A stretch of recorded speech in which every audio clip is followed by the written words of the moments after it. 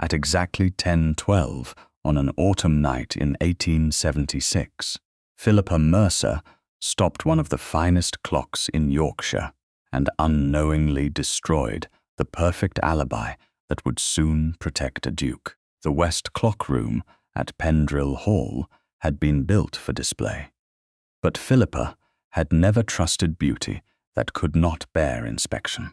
37 clocks stood along the panelled walls beneath candlelight and polished glass. Longcase clocks rose like silent sentinels. Bracket clocks waited on carved shelves. A musical clock from the previous century occupied its own cabinet, too delicate for careless hands and too expensive for most of the guests to understand beyond admiration. The house party had come after dinner because Hugh Elmcourt, Duke of Wychbury, had allowed a select number of visitors to see the collection assembled by his late father. They entered in silk, velvet, black wool, and inherited confidence. Philippa entered carrying tools. At 33, she had learned that society respected a woman when a mechanism failed and forgot her again the moment it worked. She was the daughter of the late master clockmaker who had maintained the Pendrill collection for nearly 3 decades. After his death, Hugh had retained her because no one else understood every clock in the room. That fact gave her access. It did not give her a place among the guests. She stood near the west wall, while Lady Constance Deverill admired a silver-mounted bracket clock, and Lord Oswald Deverill discussed railway shares with 2 gentlemen near the arch. Hugh remained apart from the largest cluster, tall and composed in a black evening coat, watching the room more than participating in it. Philippa had noticed that about him. He often appeared silent when he was actually observing. She did not know whether that was kindness, suspicion, or merely habit. A gentleman whose name she had already forgotten lifted his quizzing glass toward her. Does His Grace always permit tradeswomen among his guests? Philippa heard the question clearly. She had also heard worse. Before she could decide whether silence would be simpler, Hugh answered from across the room. Miss Mercer is responsible for more accuracy in this house than any gentleman presently discussing her. The gentleman lowered his glass. A few guests smiled into their glasses. Philippa did not. She looked toward Hugh instead. He had already turned his attention to another conversation, as though defending her competence required no ceremony. That unsettled her more than flattery would have. She preferred kindness she could dismiss. Quiet recognition was harder. A small irregular sound drew her attention away from him. Tick, tick, pause, tick. Philippa turned toward the west longcase clock. It stood taller than any person in the room, its dark walnut case glowing under candlelight, its brass dial marked with delicate engraving. The sound came again. Tick, tick, pause. She crossed the room at once. Hugh saw her move. Something wrong? He asked. Possibly. Philippa opened the case and listened. The guests continued talking behind her, but she no longer heard them clearly. The pendulum beat was uneven. A locking point had begun to catch. If left under strain, the mechanism might damage itself before morning. She checked the minute hand. 10:12. She reached inside and disengaged the motion. The ticking ceased. Several nearby guests looked over. Have you broken it? Lady Constance asked lightly. Philippa turned her head. No. How reassuring. Philippa ignored the tone. She took a narrow red wax service tag from her case, wrote the time in her compressed workshop notation, and tied it to the inner mechanism. 10:12. Her father had taught her never to trust memory when ink could preserve a fact. She closed the case halfway, then reached for the small, worn, dark blue leather box in her pocket. Inside lay his brass watchmaker's loop, polished by years of use. She held it briefly, more from habit than need, then returned it to the case. Hugh had come nearer. Must the clock remain stopped? Until I repair the locking point. How long? Tomorrow morning, if no one touches it. He glanced at the guests. That last condition may be ambitious. Philippa almost smiled. Then perhaps your grace should threaten them. I have been told I am effective at that. By frightened people? Mostly. The corner of his mouth shifted. Before she could answer, a servant appeared at the doorway. He was pale. Hugh noticed immediately. What is it? The servant looked toward the guests, then lowered his voice. Your Grace, Mr. Swain has been found in the map room. The change in Hugh was instant. Found how? Unconscious, Your Grace. The room seemed to lose its air. Conversation stopped. Hugh crossed to the door. Send for the doctor, quietly, and no one leaves the house. The authority in his voice sharpened every face. Philippa closed the long case fully, and followed at a distance with several others, though Hugh did not ask her to come. The map room lay beyond the west passage, far enough from the clock room that the corridor turned twice before reaching it. By the time Philippa arrived, 2 servants stood outside the open door. Hugh was already inside, kneeling beside Mr. Swain, the senior land steward, who lay motionless near the edge of a table. There was no blood visible from where Philippa stood, only a frightening stillness and a chair lying on its side. Hugh rose as the doctor pushed past the gathered guests. Give him room. Everyone stepped back. Philippa might have left then. She had no official role in a medical emergency, but something on the carpet caught her eye. A pocket watch. Its case was cracked. The glass over the face was broken. Hugh saw her looking. What is it? Philippa bent without touching the watch. The hands had stopped at 10:17, 5 minutes after she had stopped the West Longcase clock. Lady Constance appeared beside Oswald in the doorway. Is Mr. Swain alive? She asked. The doctor answered without looking up. Yes. A breath moved through the corridor. Hugh's face did not soften. What happened to him? The doctor examined the steward carefully. I cannot say yet. He has suffered a serious blow, but he is breathing. Hugh looked toward the fallen chair, then toward the broken watch. Someone behind Philippa whispered, 10:17. Another voice answered, That is when it happened then. Philippa straightened. Not necessarily. Several guests turned toward her. The same gentleman who had questioned her presence earlier frowned. The watch has stopped. That proves when the hands stopped, Philippa said, not why. Hugh looked at her, and she saw that he understood the distinction. Before he could speak, Oswald stepped into the room. There is another difficulty. Hugh's gaze hardened. What difficulty?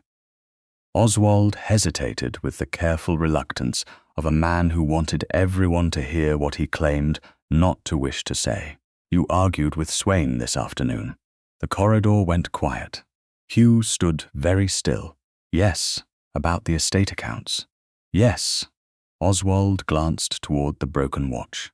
And more than one person saw you in the west passage shortly before this. A woman near the doorway murmured agreement. Then another. Lady Constance spoke softly. I saw His Grace beneath the West Longcase clock. Hugh looked at her. When? Constance turned toward the broken watch on the carpet. At 10:17. Philippa felt something cold pass through her. The guests began looking from Hugh to the watch, then back toward the corridor leading to the west clock room. The timing seemed perfect. Too perfect. Hugh had been seen beneath the clock at exactly the same minute shown on the steward's broken watch. The map room was too far away for him to have harmed Swain, and returned within the narrow interval the witnesses described. It was an alibi, precise enough to satisfy frightened minds. Philippa should have felt relief. Instead, she remembered the red service tag inside the longcase clock. 10:12. She remembered disengaging the motion. She remembered Hugh telling the room that no gentleman there possessed more accuracy than she did. Now the first powerful man who had publicly recognized her judgment might depend upon one of his clocks to save him. And Philippa already knew something everyone else did not. At 10:17, that clock should not have been moving at all. By 9 o'clock the following morning, Pendrill Hall had recovered its outward composure. Fires burned in the breakfast room. Silver covers gleamed beneath the pale Yorkshire light. Footmen moved with their usual quiet precision, and guests who had been pale with shock a few hours earlier now lowered their voices as though restraint might make rumour respectable. It did not. The story had already changed shape 3 times before coffee was poured. In one version, the Duke of Wychbury had nearly quarrelled with his senior land steward over missing estate funds. In another, their disagreement had been so fierce that 2 gentlemen had heard Hugh threaten dismissal. By the third telling, the injured man had supposedly named his attacker before losing consciousness, though the surgeon had stated plainly that he had spoken no coherent word at all. Philippa Mercer heard none of this from the breakfast room. She was not among the guests seated there. She stood instead at the long work table in the west clock room, her fingers resting beside an untouched screwdriver, listening to 12 different mechanisms mark the same minute with 12 slightly different sounds. The room had never seemed so crowded when empty. Every tick carried a memory of the previous night. The steward on the map room floor, the broken pocket watch, the hands stopped at 10:17, and the long case clock in the west corner, which she had left at 10:12 after disengaging its motion. She had slept little.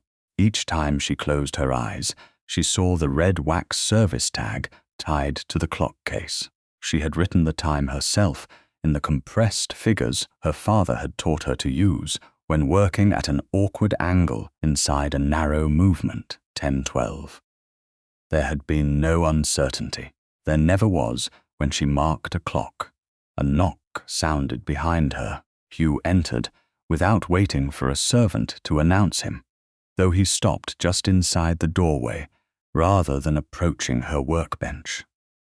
His dark morning coat was perfectly arranged, but the sleeplessness beneath his eyes made him look less like the most powerful man in the county, and more like someone who had been forced to discover that rank could not command certainty. "The magistrate has arrived," he said. Philippa turned. Already? He was at his brother's house, less than 10 miles away. Hugh's gaze moved toward the clocks. "He has begun taking statements. And yours?" "Not yet." His expression did not change. "Apparently, everyone else is more eager to explain where I was." That dry remark almost invited a smile, but Philippa could not manage one. "Do they agree?" "Remarkably well." She heard the warning beneath the words. "Too well."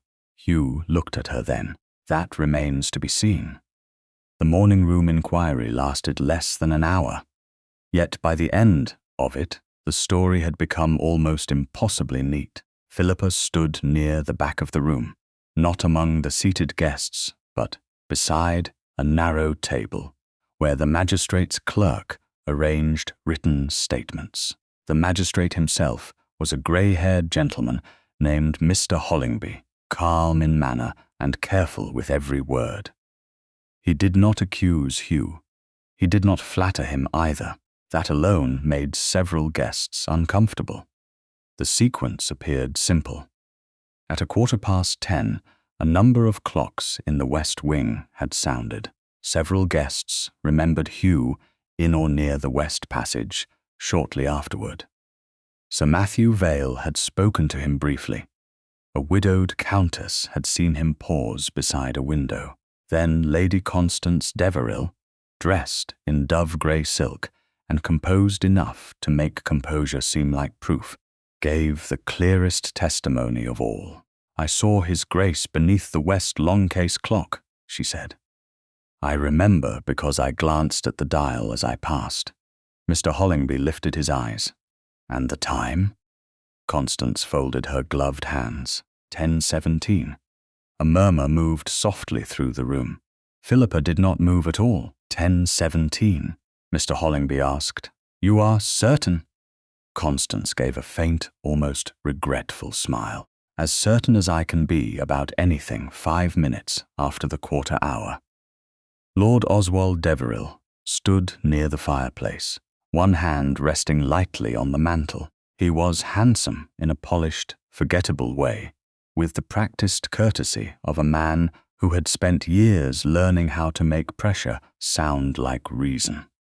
"Surely that settles the matter," he said. "The map room lies on the far side of the house. His Grace could not have attacked Mr. Swain and returned to the west passage in that time without being seen." "No one has suggested that His Grace did so," Mr. Hollingby replied. Oswald inclined his head. "Of course not. I only mean that the facts appear mercifully clear." Mercifully. Philippa looked at him. It was a curious word to use when a man still lay injured upstairs. Hugh had said very little. He stood at the end of the room, neither defensive nor impatient, when someone suggested that the stopped pocket watch proved the steward had been attacked at precisely 10:17. Hugh asked only one question. Does a broken watch prove when it stopped, or merely when it was made to stop? The silence that followed was brief, but Philippa felt it sharpen the room. Mr. Hollingby answered honestly, "By itself, Your Grace, it proves only the time shown on its face." Hugh nodded. "Then we should be precise about what we know." Philippa lowered her eyes before anyone could see that the sentence had affected her. Precision. It was the only language she trusted without reservation. By noon, the magistrate had heard enough to establish the outward shape of the alibi. Hugh had been in the west wing. Multiple witnesses placed him there. Lady Constance gave the exact minute. The steward's broken watch showed the same time. The map room was too far away for Hugh to have been in both places during the narrow interval claimed. It was, as one guest whispered near the door, perfect. That word disturbed Philippa more than suspicion would have. Perfect things invited examination. She returned to the west clock room alone.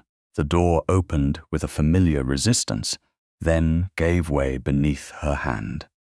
She crossed directly to the longcase clock in the west corner. Even before she reached it, something felt wrong. Her eyes went to the keyhole. Bare wood. No red wax tag. Philippa stopped. For 1 second, she simply stared. Then she searched the floor, the narrow space behind the case, the ledge beneath the dial, the nearby table. Nothing. The tag was gone. Her pulse began to beat harder. She raised her eyes to the clock face. The minute hand pointed to 17 minutes past 10. Philippa went very still. That was impossible. Not metaphorically, not emotionally, mechanically. She had disengaged the motion at 10:12. She had left the hands there. The clock could not have advanced by itself. Someone had touched it. Someone had removed the red service tag. Someone had moved the hands to the exact minute Lady Constance claimed to have seen. Philippa stepped closer and opened the outer door of the case. Her fingers did not shake, though she could feel the effort required to keep them steady. Behind her, the room door opened. Hugh entered. He saw her posture first, then followed her gaze to the clock. "What has changed?" he asked. "Not what are you doing, not why are you touching evidence. What has changed?" Philippa looked at him. For the first time since the inquiry began, she felt something colder than fear. Something someone hoped I would not remember. Hugh crossed the room, but he stopped before reaching the clock. He did not touch the case. He did not touch her tools. "Tell me." Philippa pointed to the empty place beside the keyhole. "There was a red wax service tag here last night. I tied it myself.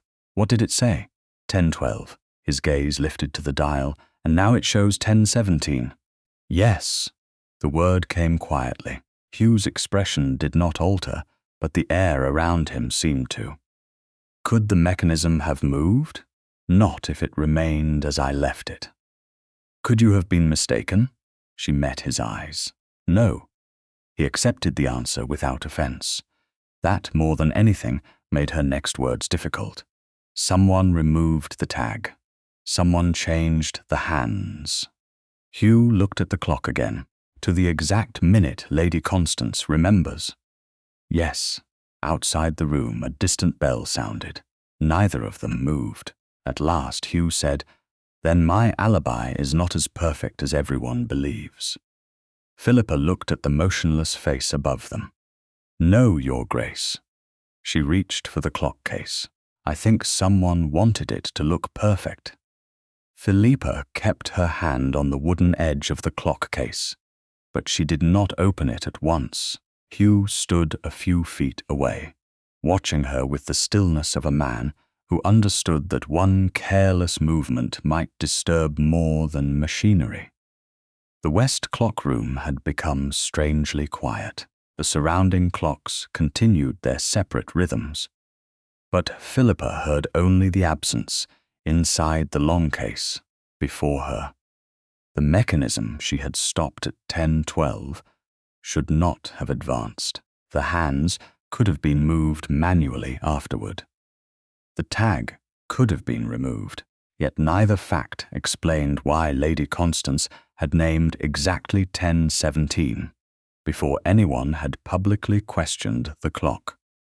Philippa drew a slow breath and opened the inner case. "I need to examine the motion as I left it," she said. Hugh nodded. "Do what you need." She reached inside carefully, avoiding the delicate brass components until her fingers found the point where she had disengaged the mechanism the previous night. The locking piece was still absent. Philippa stared at the empty space. Hugh saw the answer in her face. It wasn't replaced. Then could the hands have moved on their own? She looked up at him. No. The word landed harder than any accusation. Hugh came one step closer. "You are certain?" "Completely." Philippa withdrew her hand and wiped a trace of dust from her fingertips.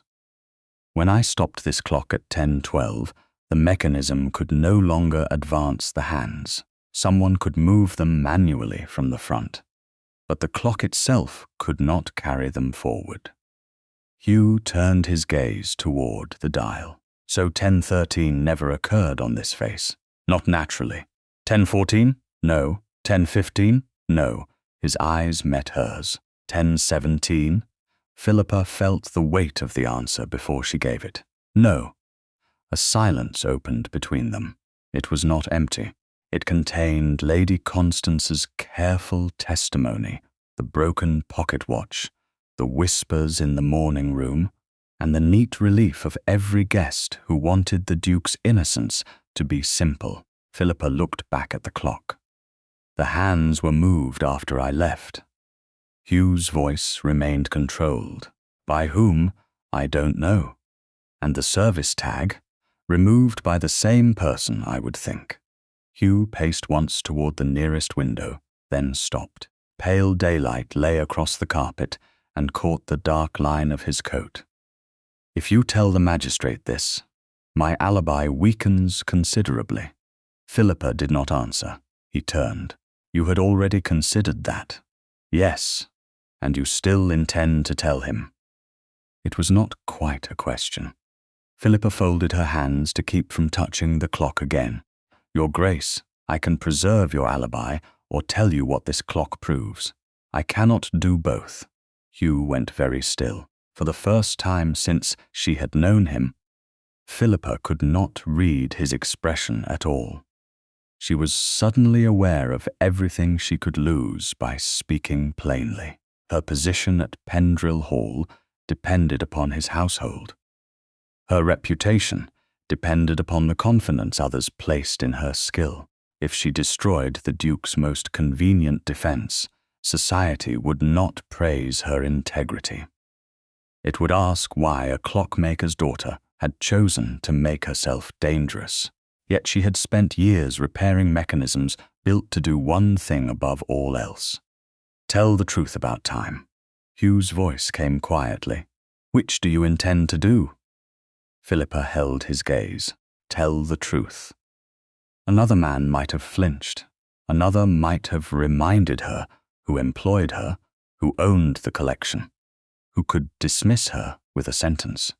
Hugh did none of those things. He glanced once at the clock, then back at her, then begin. The simplicity of it almost unsettled her more than anger would have. Philippa opened the case wider and showed him the empty point where the locking piece should have been. I disengaged the motion here. Once removed, the train could not advance the hands. I marked the clock at 10:12 and tied the red tag beside the keyhole. If Lady Constance truly saw the face at 10:17, then she saw it after someone moved the hands by hand. Hugh considered this. Could she have seen it later and mistaken the sequence perhaps? But she was very precise this morning. Too precise. Philippa hesitated. There is something else. His attention sharpened. What? She looked around the room. The chimes. Hugh waited.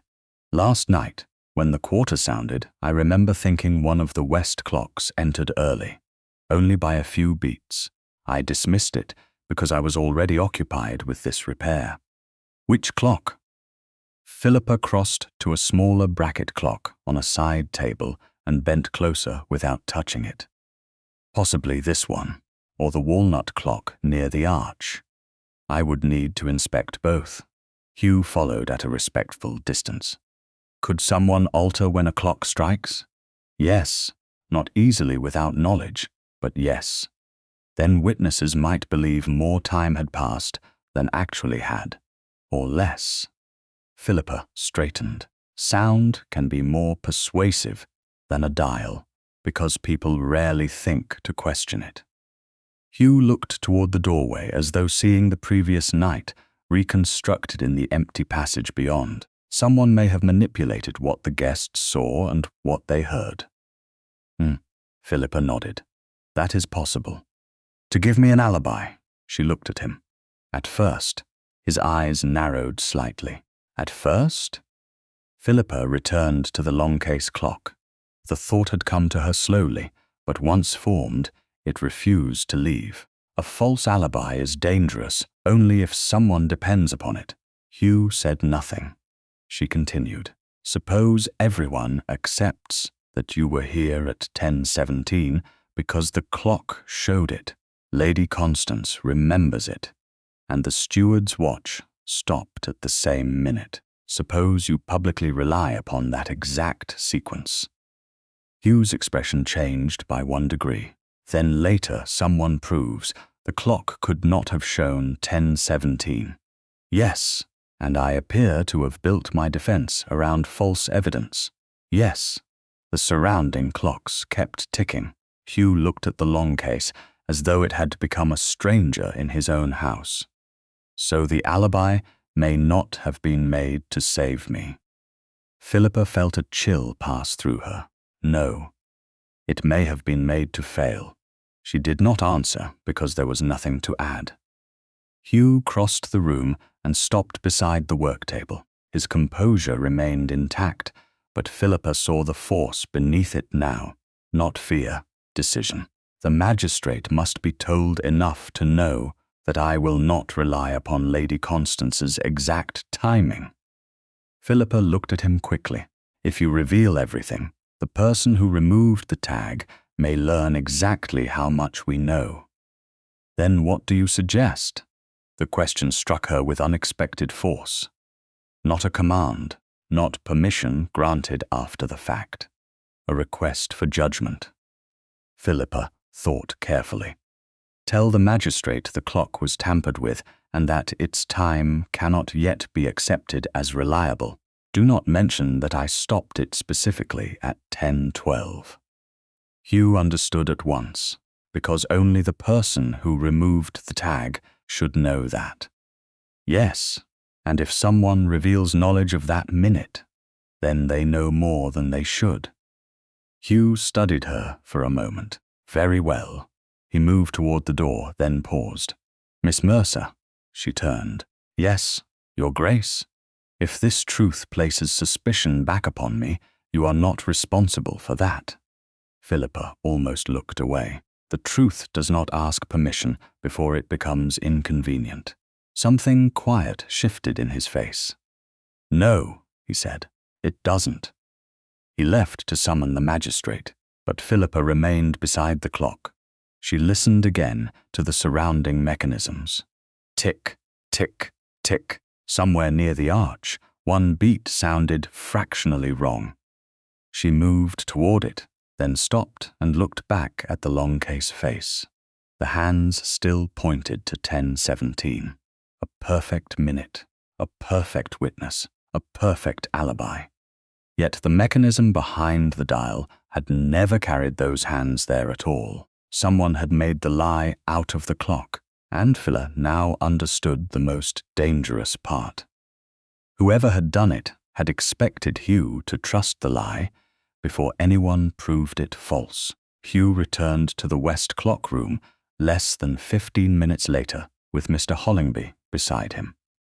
The magistrate carried no air of drama with him. He simply entered, removed his gloves, and looked from the Duke to Philippa with the expression of a man who had learned that the quietest room in a great house could contain the loudest danger. Hugh closed the door but did not lock it.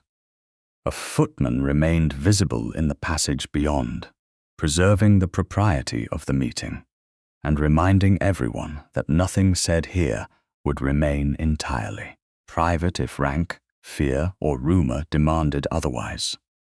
Mr. Hollingby looked at the longcase clock.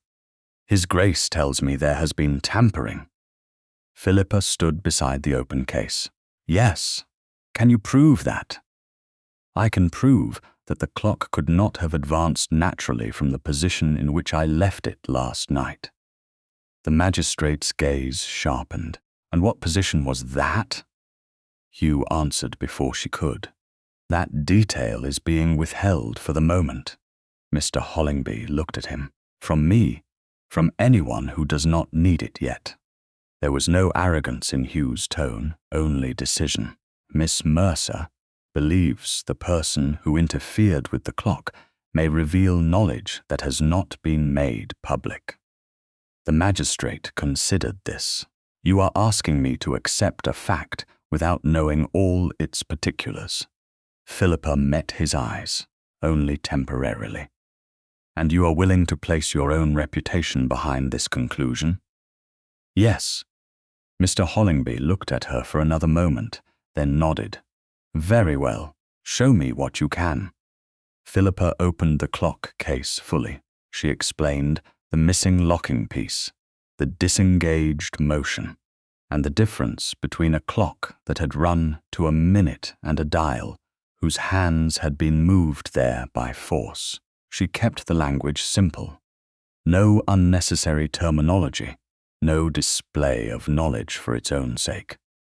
When she finished, Mr. Hollingby studied the mechanism without touching it. Then the face can no longer be treated as a reliable witness. No, Philippa said, not by itself. Hugh added, nor will I rely upon Lady Constance's statement that she saw me beneath this clock at exactly 10:17. Mr. Hollingby turned toward him. You understand what that means? Perfectly. The exact timing currently supports you. Then it supports me falsely. The magistrate's expression changed slightly. Respect, perhaps, or surprise. Many men would prefer a false certainty to an inconvenient question. Hugh glanced once at Philippa. I have been advised against that. She felt the words more than she expected. There was no praise in them, no theatrical gratitude. He simply acknowledged that her judgment had changed his course. Mr. Hollingby moved toward the nearest window and folded his hands behind his back. Then we proceed on two assumptions. First, the steward's watch shows 10:17, but does not prove the attack occurred at that exact minute. Second, Lady Constance's sighting cannot yet be accepted as mechanically confirmed. Correct, Philippa said. And third, Hugh added, someone may have wanted me to depend upon both. The magistrate turned. Explain. Hugh did not answer immediately. He crossed to the longcase clock and looked up at the face, though he did not touch the wood. A poor alibi is useless. A perfect alibi is irresistible. Mr. Hollingby waited. Hugh continued. Suppose I publicly insist that I was here at 10:17 because the clock showed it. Lady Constance remembers it, and Mr. Swain's watch stopped at the same minute. Suppose the county accepts that sequence because it is too neat to question. Philippa watched the magistrate's expression shift as he understood. Then later, Hugh said, someone proves the clock could not have shown that minute naturally. Mr. Hollingby looked toward Philippa, and his grace appears to have built his defense around manipulated evidence. Exactly, she said. The magistrate drew a slow breath. So the alibi may have been created in order to collapse. The room went quiet. One of the smaller clocks gave a delicate click before settling into silence again. Hugh's face remained controlled, but Philippa saw the anger beneath it now. Not anger at being suspected, anger at the design. Someone had used his house, his clocks, his guests, and even the injured steward's watch as parts of a mechanism. Hugh had been meant to step inside that mechanism willingly and let it close around him. Mr. Hollingby said, that would require considerable preparation. Philippa nodded. Yes, knowledge of the clock collection. Some knowledge of who would be present. Likely. And confidence that his grace would accept the alibi before the contradiction surfaced. Hugh's mouth tightened. Someone expected me to be grateful for innocence delivered too easily. Mr. Hollingby looked toward the doorway. Then the fewer people who know what has been withheld, the better. Philippa said, there is another matter. Both men turned to her. The chimes. She crossed to the walnut bracket clock near the arch. Last night I heard one clock enter the quarter sequence early. Only by a few beats. I dismissed it at the time. Mr. Hollingby frowned. Can that be altered? Yes. Would it require skill? Enough to avoid obvious damage. Hugh came nearer, but again stopped before touching the clock. Then the witnesses may not simply have been shown the wrong minute. They may have been made to hear the wrong sequence. Possibly, Philippa said, if one clock sounded ahead of another, people moving through the passage could later remember events in a false order. The magistrate looked genuinely unsettled now. A house full of clocks should make time clearer. Philippa looked around the room.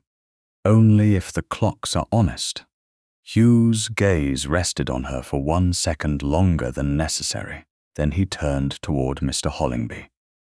I want the guests gathered in the smaller drawing room this afternoon. I will state that the clock timing is under question and that I will not rely upon Lady Constance's exact minute until the mechanism has been examined. Philippa looked at him quickly. That will weaken your position. Yes, and warn whoever interfered with the clock that we have found something. They already know we are looking." His voice lowered. "What matters now is whether they believe we understand enough." Mr. Hollingby nodded. "Keep the exact service time private." Hugh looked at Philippa, as she advised. The afternoon gathering began under a surface of civility so polished that it nearly concealed the tension. Nearly, Lady Constance sat beside a tall window in pale blue silk, composed as ever. Lord Oswald stood behind her chair with one hand resting lightly against its carved back. The other guests arranged themselves in cautious clusters, each pretending not to watch Hugh as he entered. Philippa remained near the rear of the room. She was not there as a guest. She was there because the clocks had made her necessary. Hugh stood before the fireplace. "Mr. Hollingby has asked that certain facts remain under review. I have agreed." A murmur passed through the room. Hugh continued. "The exact timing given last night cannot yet be treated as mechanically certain. I will not rely upon the West longcase clock, nor upon any statement tied solely to its face, until the mechanism has been fully examined." Lady Constance tilted her head. "Are we now to understand that clocks can change their minds?" A few people smiled nervously. Hugh did not. "No," his voice remained calm. "Only that people may change clocks." The smiles vanished. Constance's gaze slid toward Philippa. "And who is to instruct us in the difference?" The insult was delicate enough to hide beneath courtesy. Philippa felt every eye turn toward her. Hugh answered before anyone else could. "Miss Mercer." Constance gave a soft laugh. "Then county gentlemen must now take lessons in truth from a clockmaker's daughter." The room stilled. Philippa felt the familiar pressure of social judgment closing around her. But Hugh did not raise his voice. Only gentlemen who prefer the truth to their own embarrassment. No one laughed after that. Oswald stepped forward with an expression of mild concern. "Surely no one wishes to insult Miss Mercer. We are merely trying to avoid confusion." "Then avoid it," Hugh said. "The evidence is under examination. Nothing more will be claimed as fact until it is earned." His tone ended the matter. Yet Philippa saw something pass across Constance's face. Not fear, not yet. Calculation. When the gathering broke apart, Hugh returned with Philippa to the West clock room. They entered without speaking. The long case still showed 10:17. Philippa moved close to the lock and lifted her father's brass loop from its worn blue case. She bent toward the keyhole. A faint mark caught the light. A crescent, too shallow to be ordinary wear. Hugh noticed her stillness. "What is it?" Philippa straightened slowly. "This lock has been opened with a key that did not fit perfectly." Hugh looked at the mark. A duplicate? Possibly. She met his eyes. Someone did not merely know the clock. They had access to it. Outside, one distant mechanism struck the hour. Inside the West clock room, neither of them moved. Someone had built Hugh a perfect defense. Someone had expected him to trust it. And now Philippa knew the plan had required more than opportunity. It had required preparation. Philippa did not touch the lock again until she had placed her father's brass loop carefully beside its worn blue case. The crescent-shaped mark was slight, almost nothing. Yet the longer she studied it, the more certain she became that ordinary wear had not made it. A proper key entered cleanly. It met the wards as intended, turned with resistance only where the mechanism required it, and left no shallow scrape along the inner edge. This mark belonged to something imperfect, something copied. Hugh stood beside the work table, close enough to observe but not close enough to interfere. "How certain are you?" he asked. Philippa lifted the loop again and bent toward the lock, certain enough to say the key that made this mark was not cut precisely for this clock. A duplicate. Most likely. She straightened and looked at him. There should be only 2 proper keys to this case. His expression sharpened. Yours and mine. Not yours personally. Mine, which I keep with my working tools, and an older family spare that belonged to your father. Hugh said nothing for a moment. Where was the spare kept? In the small walnut box among the late Duke's private collection papers, unless it was moved after his death. A faint line appeared between his brows. I have never moved it. Philip closed the clock case without locking it. Then we should find out whether someone else did. They went together to the late Duke's former study, a room Hugh rarely used, and which had remained largely unchanged since his father's death. The heavy curtains had been opened that morning, but the place still carried the stillness of preservation rather than daily life. A globe stood near the window. Cabinets filled one wall. On a shelf behind the writing desk were several narrow walnut boxes containing old repair notes, inventories, and keys from clocks no longer kept at Pendrill Hall. Hugh crossed to the 3rd shelf without hesitation. He lifted down a small box and set it on the desk. Philippa watched his face as he opened it. There were 4 keys inside. None belonged to the West longcase clock. Hugh searched the box again, though there was nowhere for anything else to hide. It is gone. Philippa had expected the answer, yet hearing it spoken made the room feel smaller. Who knew it was here? Hugh looked toward the shelves. My father, myself, possibly his valet, though the man died 6 years ago. Perhaps the old housekeeper, perhaps Swain, because he oversaw inventories after my father's death. Anyone among the current guests? Hugh considered the question carefully. Not by right, but there have been opportunities. Philippa waited. Oswald spent several afternoons in this room last spring, Hugh said. He was examining old estate investment papers connected to a railway concern my father once supported. Was he alone? Sometimes. That answer settled heavily between them. Philippa did not accuse Oswald. Suspicion was not proof, and she had been taught too well to confuse the two. Lady Constance also asked me questions about the collection several weeks ago. Hugh turned toward her. What kind of questions? Which clocks shared keys? Which had separate cases? Whether the old family keys still existed? And you answered? Some of them. There was no reason not to. Hugh's gaze shifted to the empty place in the walnut box. There is now. Philippa closed the lid gently. A copied key does not prove who used it. It only proves someone knew enough to make one, and enough to choose the correct original. Yes, Hugh rested one hand on the edge of the desk. Then this began before last night. Philippa nodded. Almost certainly. The thought carried its own kind of unease. This was not panic. It was preparation. Someone had learned the house, the clocks, the access points, and the habits of the people inside it. The steward's injury had not begun the plan. It had merely activated it. Hugh looked at the walnut box again. What else would someone need to know? How long I leave the clock room unattended? Which mechanisms I service myself? Which sounds belong to which clocks? Which guests are likely to trust a chime without looking at a dial? His eyes returned to hers. You make it sound as if the entire house can be used like a machine.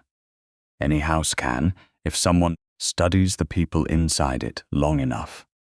For the first time that day, something like grim amusement touched his face. That is not a comforting observation. It was not meant to be. The faintness of his almost smile surprised her. It vanished quickly, but not before she saw it. They returned to the west clock room before the afternoon light faded. Philippa moved first to the walnut bracket clock near the arch, the one she had suspected of striking early.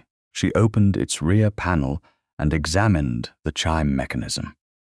Hugh remained beside her, watching the motion of her hands rather than pretending to understand what he did not. That alone had become strangely familiar. "The strike train has been advanced," she said at last. "How much?" "Only enough to alter the sequence by a few beats." Could that matter? She looked over her shoulder. To someone listening from another room, yes. People remember sound as order. One clock begins, another follows, footsteps happen between them. Someone enters a passage, someone leaves. Shift one sound, and memory may arrange the rest around it. Hugh's expression hardened. So the witnesses may not simply have seen the wrong time. They may have heard a false one. Yes. Philippa reached farther inside the case to check the setting lever. Her finger caught against a sharp brass edge before she could withdraw it. She inhaled sharply. Hugh moved at once, then stopped himself. The restraint was so immediate that she noticed it before the pain. He held out his hand but did not take hers. "May I?" The question was quiet. Philippa looked at him. A duke could order servants, settle estates, influence magistrates, and silence a room by lifting his eyes. Yet Hugh waited for permission to touch one injured finger. She placed her hand in his. "Yes." He drew a clean handkerchief from his pocket and wrapped it carefully around the small cut. His movements were more precise than she expected, though not practiced. "Too tight?" he asked. "No. You're certain? I would tell you if it were." His eyes lifted to hers. "I believe you would." The words were simple. They struck somewhere deeper than they should have. Philippa looked down at their hands before the moment became too visible. Hugh released her as soon as the cloth was secure. No lingering touch, no false intimacy. Only care, then space. She flexed her fingers once. "Thank you. You're welcome." For several seconds neither spoke. The clocks filled the silence for them. Then Philippa turned back to the walnut bracket clock, grateful for something mechanical to study. The adjustment here was deliberate. Hugh's voice returned to its steadier tone. Could an amateur have done it? With instruction or practice? Yes. She examined the lever again. Whoever did this did not need to be a master clockmaker. They only needed to know what to move and when. Hugh looked toward the longcase clock across the room. Constance asked about keys. Oswald had access to the study. Someone copied the spare, someone altered the chimes. Philippa closed the rear panel. "That is what we know. And what do we suspect? More than we can prove." Hugh accepted the rebuke without offense. "Fair." She glanced at him. "You are unusually tolerant of being corrected, Your Grace. I have had a productive week." This time she did smile, though only briefly. His expression softened in answer. Then the west longcase clock caught her eye, and the weight of the mystery returned. She crossed back to it and lifted the loop once more. The crescent mark waited inside the lock, small and undeniable. Hugh came to stand a few feet behind her. "What are you thinking?" Philippa studied the scratch, that the copy was crude. "Meaning?" The person who cut it was not especially skilled. She lowered the loop, but the person who ordered it knew exactly which key to copy. Hugh looked toward the closed door of his father's study in the distance beyond the passage. Neither of them spoke. The question no longer concerned only who had entered the clockroom. It concerned who had prepared to enter it long before anyone believed there would be reason to do so. By the following morning, the West clockroom had become less a place of collection than a chamber of questions. Philippa stood at the long table beneath the tall windows with 3 maintenance books open before her, each page marked by years of careful in her own hand, and before that in her father's. Hugh stood opposite her, one palm resting on the table near a closed ledger, listening while she compared the recorded habits of the clocks with the sequence remembered by the guests. Outside, the house moved with the restrained unease of people who wished to appear civilized while wondering which of them had lied. Inside, the clocks kept their separate rhythms. This one always hesitates before the quarter, Philippa said, indicating a small bracket clock near the arch. Not enough for most people to notice, but I would. Hugh glanced toward it, and the walnut clock, slightly eager on cold mornings, never in the evening. So last night's sequence was wrong in more than one place. Yes. Philippa turned a page. The difficulty is that most people do not remember sound precisely. They remember what they believe they heard. Hugh looked toward the surrounding cases. Then the person who altered the sequence understood human memory as well as clocks, or understood that people trust familiar sounds. She paused. My father used to say a skilled clockmaker listens not only for ticking, but for the sound that ought to be there and is not. Hugh's gaze settled on her. He taught you young, very young. Did he expect you to take over his work? Philippa's fingers rested on the edge of the ledger. He expected me to understand it. Whether the world would allow me to make a living from that understanding was another question. Hugh's expression darkened slightly. And did it? Not easily. She closed the book.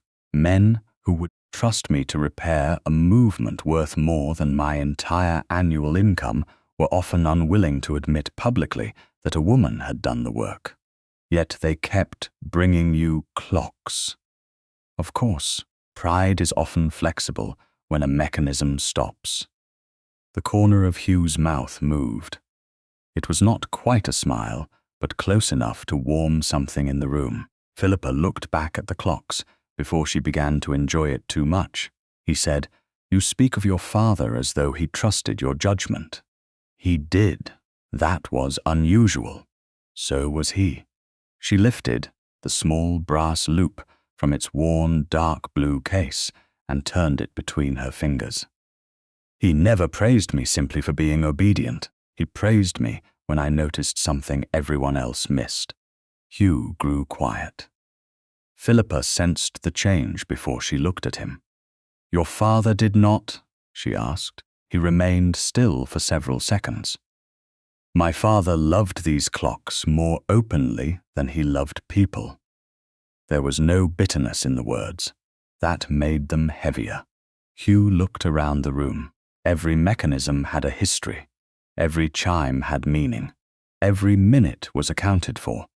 People were less cooperative. Philippa said nothing. He continued. "After he died, I kept the collection running because stopping it felt like admitting something in the house had failed." Philippa studied him. The Duke of Wychbury was not a man who offered confession carelessly. He had not asked for sympathy, and she would not insult him with easy comfort. Then perhaps the clocks have been measuring the wrong obligation. His eyes returned to hers, meaning, a clock can be repaired. A duty can be inherited. Grief is not either of those things. Hugh looked at her for a long moment. "You are remarkably direct. I have had a productive week." This time he smiled, briefly, but fully enough that she saw what coldness had hidden. The expression altered him.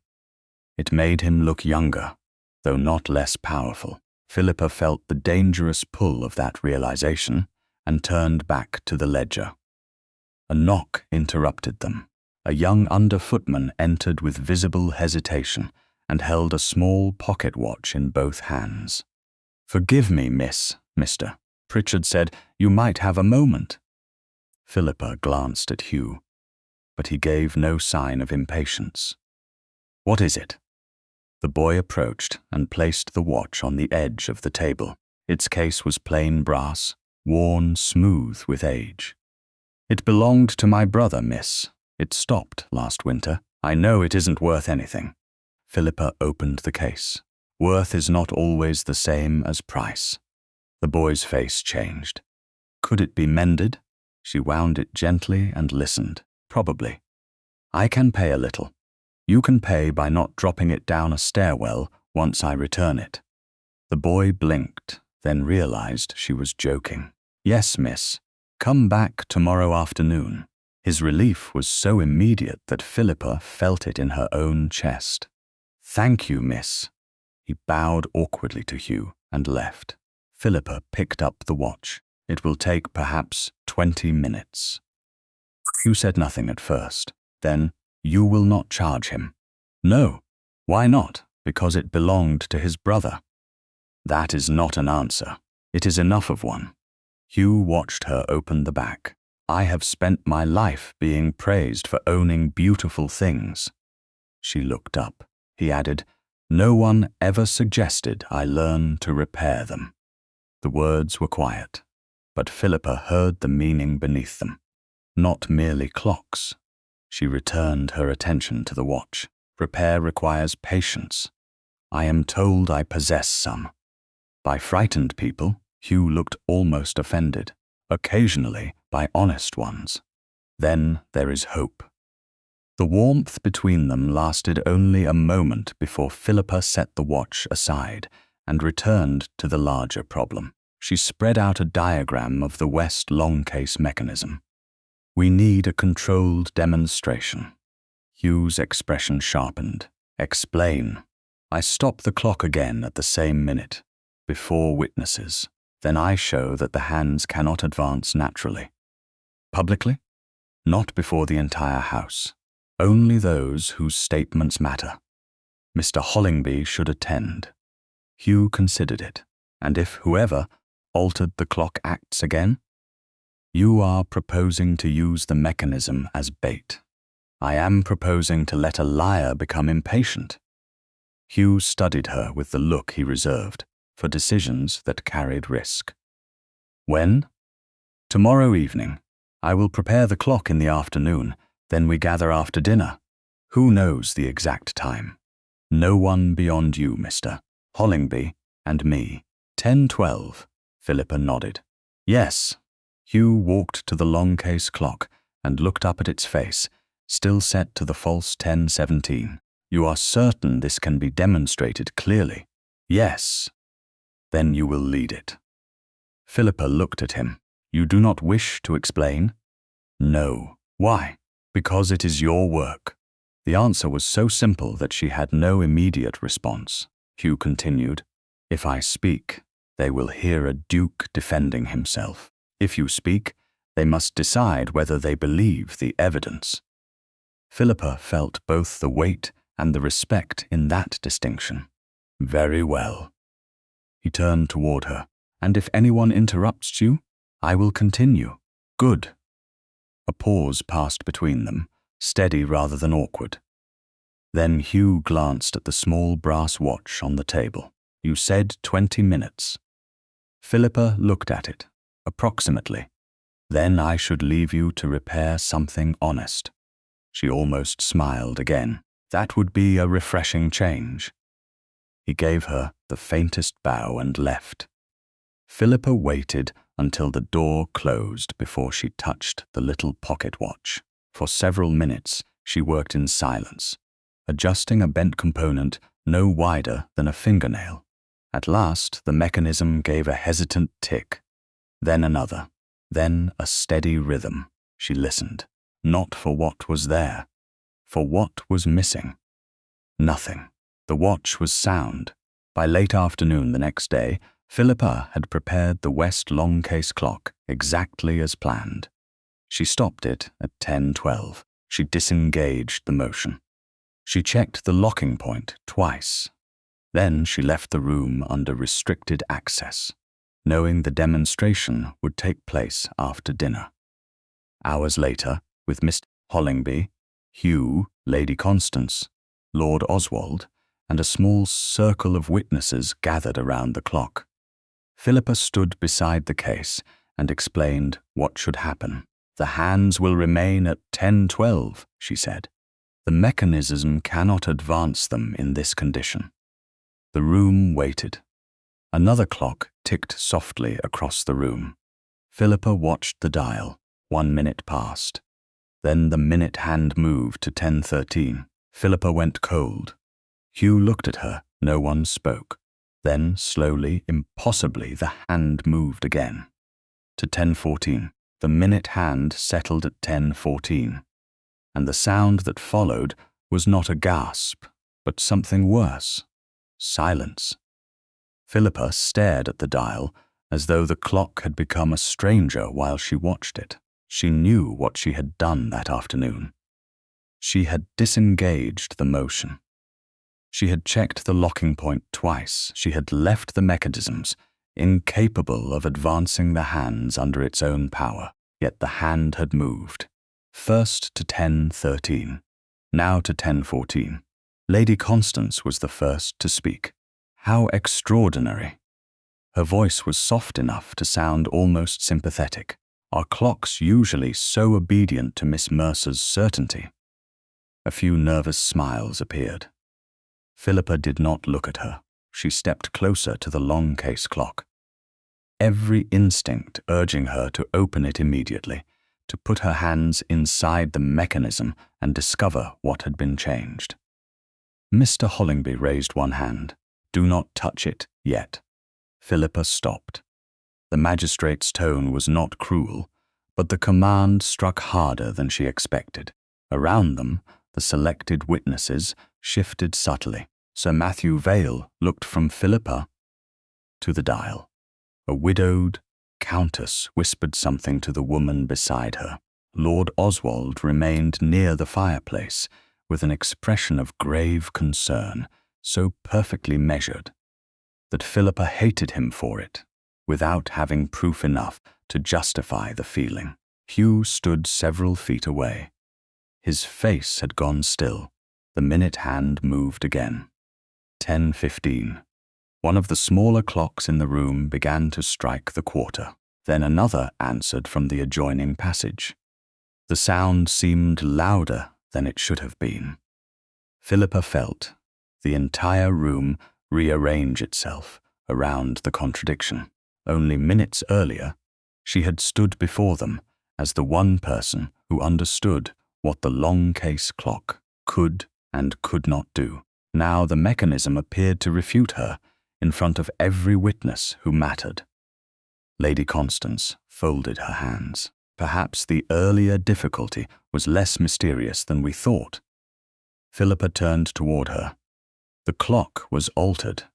Constance lifted her brows. Again, the single word drew more attention than an accusation would have. Oswald spoke before Philippa could answer. "No one doubts Miss Mercer's skill, but if the mechanism behaves differently each time it is examined, perhaps we should be cautious before attaching a man's reputation to one interpretation." His tone was mild, reasonable, dangerous. Philippa looked at Hugh. He knew what she had done. He had watched her prepare the earlier reconstruction. He had seen the missing tag, the disengaged motion, the altered chimes, the copied key mark. Yet in that moment, surrounded by witnesses, she needed more than his private knowledge. She needed him to say what he believed. Hugh's gaze stayed on the clock. "Enough," he said. The room quieted immediately. He turned first to Oswald. "Miss Mercer will not be discussed as though she were absent from the room." Then to the others. "Nor will anyone use uncertainty as permission for insult." Philippa felt a brief involuntary relief. It vanished with his next words. "The room will be sealed." She stared at him. Hugh continued, controlled and precise. "No one will touch the longcase clock until the mechanism can be inspected independently. That includes Miss Mercer." The words landed with the weight of a door closing. Philippa did not move. Constance did not smile, but something in her face eased. Mr. Hollingby nodded slowly. That is prudent. Hugh looked at the magistrate. You will keep one key, I will keep the other. Philippa said, Your Grace. He turned to her. Yes? You know I disengaged the motion. I know what you told me. The sentence was technically fair. That was what made it hurt. Philippa held his gaze. And what do you believe? The room became very still. Hugh's eyes changed slightly, but he did not answer the question she had asked. I believe no conclusion should be reached before the mechanism is examined. Constance lowered her eyes. Oswald looked away as though granting Hugh privacy. The courtesy of the gesture made it crueler. Philippa felt heat rise beneath her skin, but she kept her shoulders straight. I see. Hugh took one step toward her. Miss Mercer. No, please. Her voice remained calm. The room has heard enough from me for one evening. A gentleman near the door shifted uncomfortably. Someone else murmured that perhaps the first demonstration had been premature. Another voice, quieter but not quiet enough, wondered whether a woman so close to the Duke might have reasons for making herself indispensable. Hugh turned sharply. Who said that? No one answered. His anger moved through the room at once, but Philippa no longer needed him to silence anonymous cruelty. She needed something he had chosen not to give. Visible trust. The longcase clock continued to advance. 10:16. Philippa watched the hand move and forced herself not to flinch. The mechanism did not frighten her. What frightened her was that someone had reached it again. Someone had known exactly when she would leave it unattended. Someone had understood that the most effective way to destroy her credibility was not to accuse her directly, but to let her own demonstration betray her before witnesses. The clock reached 10:17. Constance glanced at the dial. Philippa saw it. Just one glance. Too quick to mean anything by itself, too deliberate to forget. Mr. Hollingby stepped forward. Everyone will leave the room now. Hugh's steward brought sealing wax. The magistrate watched as the inner door was secured. Then the outer lock. Philippa stood aside while the procedure continued around her. No one asked for her help. No one asked where her tools should be placed. No one asked which parts of the clock could be damaged if left under strain. The irony was almost unbearable. For years, Pendrill Hall had trusted her to keep its clocks alive. The moment her judgment became inconvenient, the room was closed against her. When the last guest had gone, Hugh remained in the passage with her. The sealed door stood between them and the ticking mechanisms beyond. He spoke first. I did not accuse you. Philippa looked at him. No. Then, why are you looking at me as though I did? Because you let the room decide what your silence meant. His expression tightened. I stopped them from insulting you. You stopped their words. What else should I have done? The question was too honest to dismiss. Philippa answered just as honestly. Believed me where they could hear it.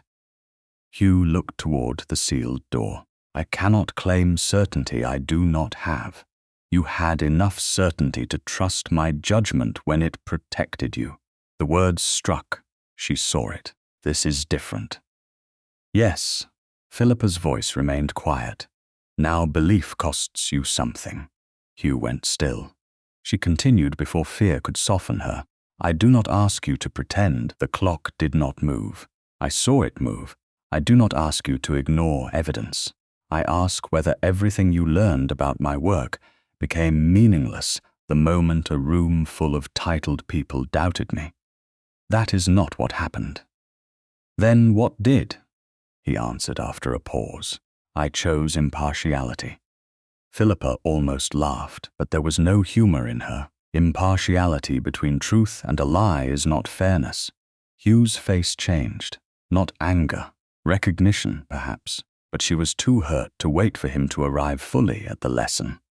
She looked at the sealed door. You kept the key. Mr. Hollingby has the other, and I have neither. Hugh said her name softly, Philippa. It was the first time he had used it without title. Under other circumstances, the intimacy might have shaken her. Instead, it made the disappointment sharper. She turned back to him. The one person who knows what happened inside that clock has been locked out of the room. He took a breath. Until we can arrange an independent inspection. Of course. Her calmness made him look more troubled than anger would have. I will send to York tonight. Do that. And in the meantime? Philippa looked down the long passage toward the narrow stair leading to her workrooms. In the meantime, Your Grace, I will remember that being useful is not the same as being trusted. She left before he could answer. Hugh did not call after her. Behind the sealed door, the clocks continued to tick, measuring a silence he had chosen, and a distance neither of them yet knew how to cross. By the next morning, Pendrill Hall had become a house divided by silence. The clocks still marked the hours. Servants still moved through corridors with trays and coal scuttles, and breakfast was served beneath polished silver covers as though nothing had changed. Yet rumour had already filled every room Hugh had tried to keep orderly. Philippa heard enough before 9 o'clock to understand the shape of it. She had invented the impossible minute theory. She had tampered with the longcase clock to make herself necessary. She had enjoyed unusual access to the Duke. She had used that access to create a mystery only she could solve. No one accused her openly. That would have been vulgar. Instead, questions were asked in hallways and near drawing-room doors. Was it not strange that a woman dependent upon the estate had become central to the Duke's defence?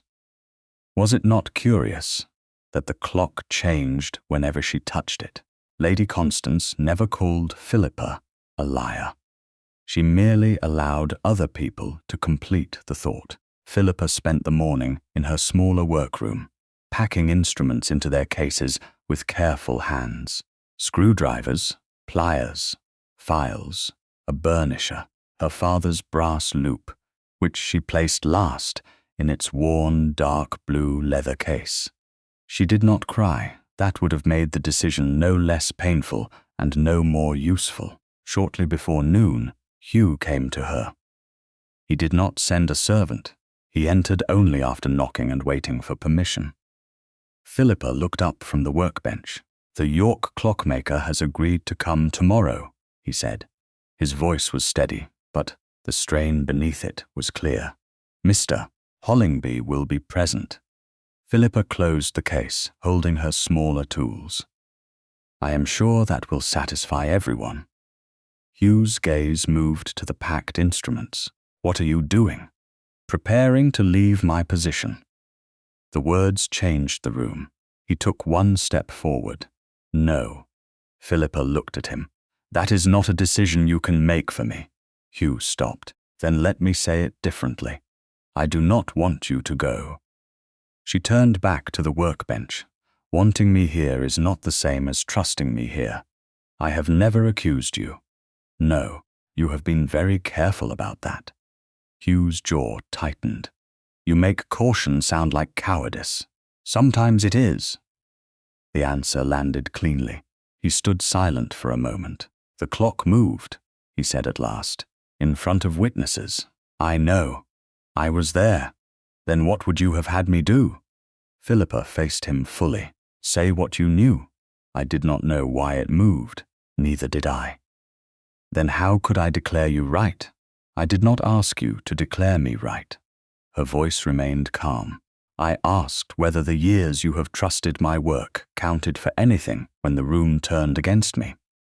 Hugh said nothing. Philippa continued. You had seen the missing service tag. You had seen the copied key mark. You had heard what I told you about the altered chimes. You knew I had prepared that demonstration under your authority. Yet when the clock moved, you did not say you believed I had acted honestly. You said nothing. I said the mechanism required independent examination. Yes, she folded her hands, and the room heard exactly what silence allowed it to hear. Hugh looked away for the first time. Philippa saw the recognition there, but it came too late to undo the previous night. He said, I thought impartiality was the only fair course. Impartiality between truth and a lie is not fairness. You said that already. Because it remains true. His gaze returned to hers. And if the independent clockmaker proves you mistaken? Philippa felt the hurt of the question, but she refused to let it make her smaller. Then I will be mistaken, not dishonest. There is a difference. Hugh went still. She moved to the small cabinet beside the wall and withdrew the estate access key that had been hers since her father's death. It was plain brass, practical and worn smooth at the edges. She crossed the room and placed it on the workbench between them. Hugh looked down at it. Do not. You sealed the clockroom against me. Temporarily, that is not the point. Then tell me the point.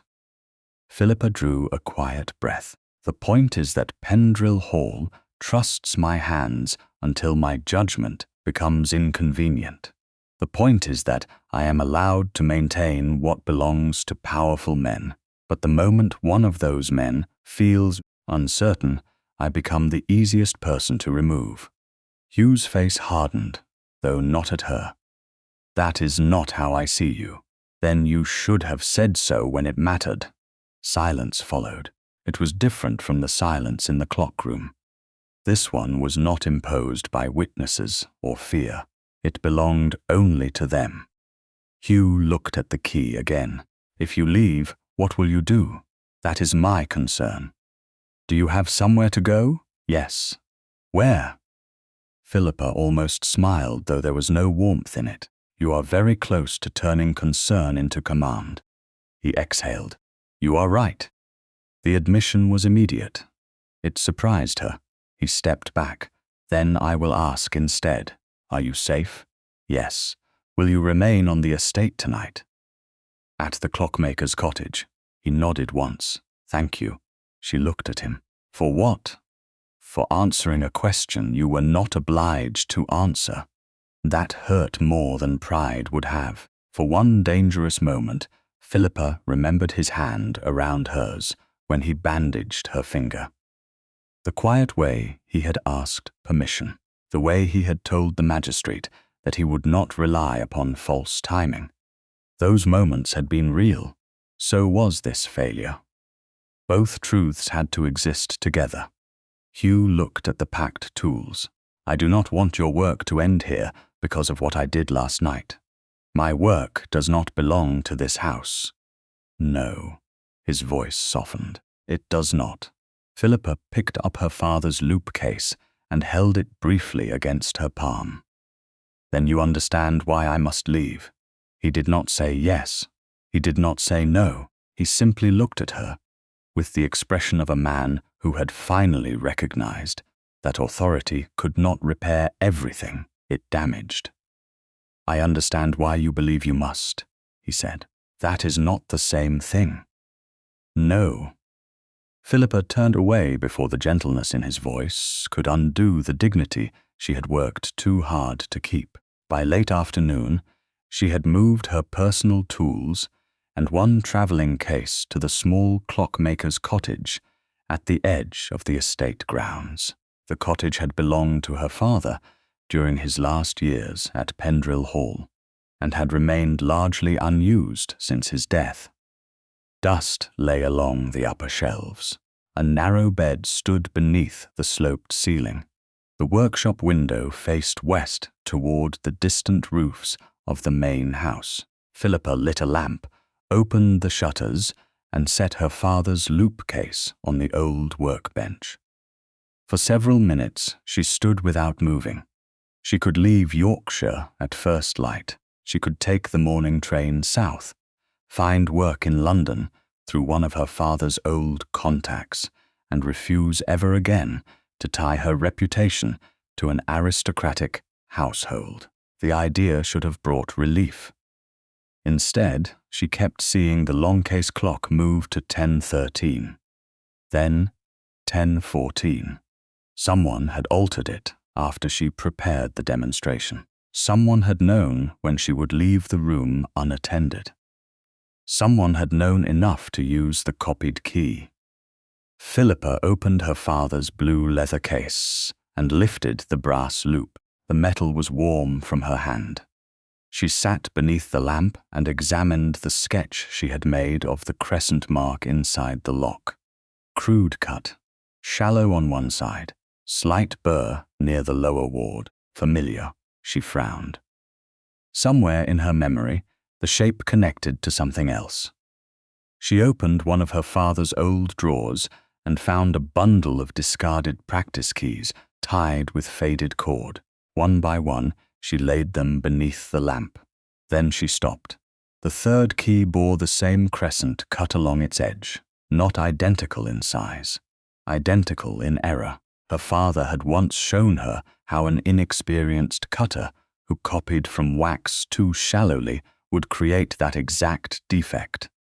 Philippa's heart began to beat faster.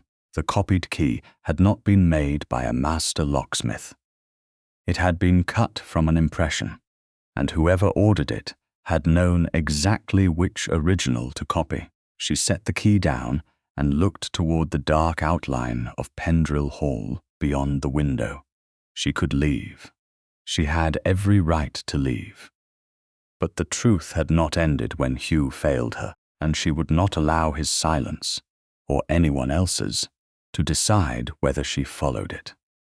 Philippa did not leave at first light. She sat at the old workbench until dawn thinned the darkness beyond the cottage window, and the roofs of Pendrill Hall emerged from grey mist. The practice key remained beneath the lamp, its crescent defect catching a narrow line of morning light. She had spent hours comparing it with the sketch she had made of the mark inside the west longcase lock.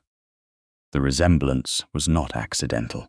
Her father had once taught her that a wax impression taken too shallowly could mislead an inexperienced cutter. The copied key would still turn, but not cleanly. It would scrape. It would leave evidence. Philippa rested both hands on the workbench and looked toward the main house. She could still go. The morning train would leave the nearest station before noon. She had enough savings for several weeks in London and enough reputation among tradesmen to find work eventually. Leaving would be reasonable, dignified even. Yet the truth remained unfinished. Hugh's silence had wounded her. It had not altered the clock. It had not removed the tag. It had not copied the key, and Philippa refused to let personal hurt become an excuse for abandoning what she knew. She opened her father's dark blue leather case and lifted the brass loop. Under magnification, the practice key showed the same shallow crescent and faint burr she had recorded from the longcase lock. She made a fresh drawing, then wrote 3 observations beneath it. Wax impression taken too shallowly. Copy cut by an inexperienced hand. Original key known and accessible before the night of the attack. She paused, then added a 4th. The second tampering required knowledge of the demonstration's schedule. That thought changed everything. Philippa set down her pencil. The clock had moved during the public demonstration because someone had altered it. After she prepared it in the afternoon, and before the guests entered that evening, very few people knew exactly when she would leave the room unattended. Hugh knew. Mr. Hollingby knew. A footman had carried the message arranging the hour. The household staff knew only that a demonstration would occur after dinner. Lady Constance and Lord Oswald had been informed as witnesses. Philippa closed her eyes and reconstructed the afternoon. She had finished preparing the clock shortly after 5. She had left the room to change her dress and eat a small supper in her own quarters. The West Clock Room had been under restricted access, but the copied key made restriction meaningless. Someone had known the precise window. Someone had waited until she was gone. She wrote again. Access was not enough. Timing was necessary. She folded the paper once and placed it beside the practice key. She would take both to Mr. Hollingby, not to Hugh. That distinction mattered. She was no longer asking the Duke to believe her. She was offering evidence to the inquiry. By mid-morning, a knock sounded at the cottage door. Philippa looked up sharply. No servant had announced anyone. She rose, crossed the narrow room, and opened the door halfway. Hugh stood outside. He wore a dark morning coat and no hat. The air had left faint dampness along his shoulders, as though he had crossed the estate on foot, rather than waited for a carriage. He did not step forward. "May I enter?" he asked. Philippa studied him. The last time he had stood before her, he had defended caution. Now there was no authority in his posture, only restraint. "Yes." She opened the door wider. Hugh entered and stopped near the threshold until she closed it behind him. His gaze moved briefly across the cottage. The old shelves, the packed travelling case, her father's tools, the folded paper on the workbench. He did not ask whether she still planned to leave. That, too, she noticed. Philippa returned to the table and lifted the practice key. "I have something for Mr. Hollingby." Hugh looked at the key but did not reach for it. "What is it?" "A demonstration of the defect left by a poorly cut duplicate." She showed him the crescent mark. "My father kept practice keys. This one was copied from an impression taken too shallowly. The error is the same as the mark inside the West longcase lock." Hugh's attention sharpened. Then the copied key was made from wax, most likely, and by someone without much skill. Yes. She pointed to the shallow cut. A master would not leave this defect.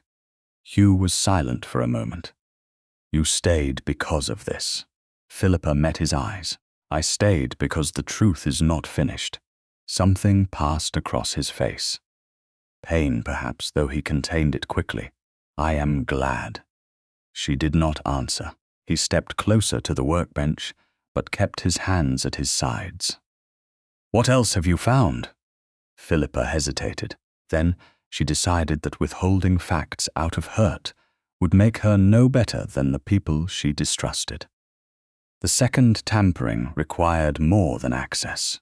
Whoever altered the clock before the demonstration had to know when I would leave it unattended. Hugh looked at the folded page. The time was not widely known. "No. You suspect Constance or Oswald. I suspect anyone who knew enough to act. I do not yet have proof against either."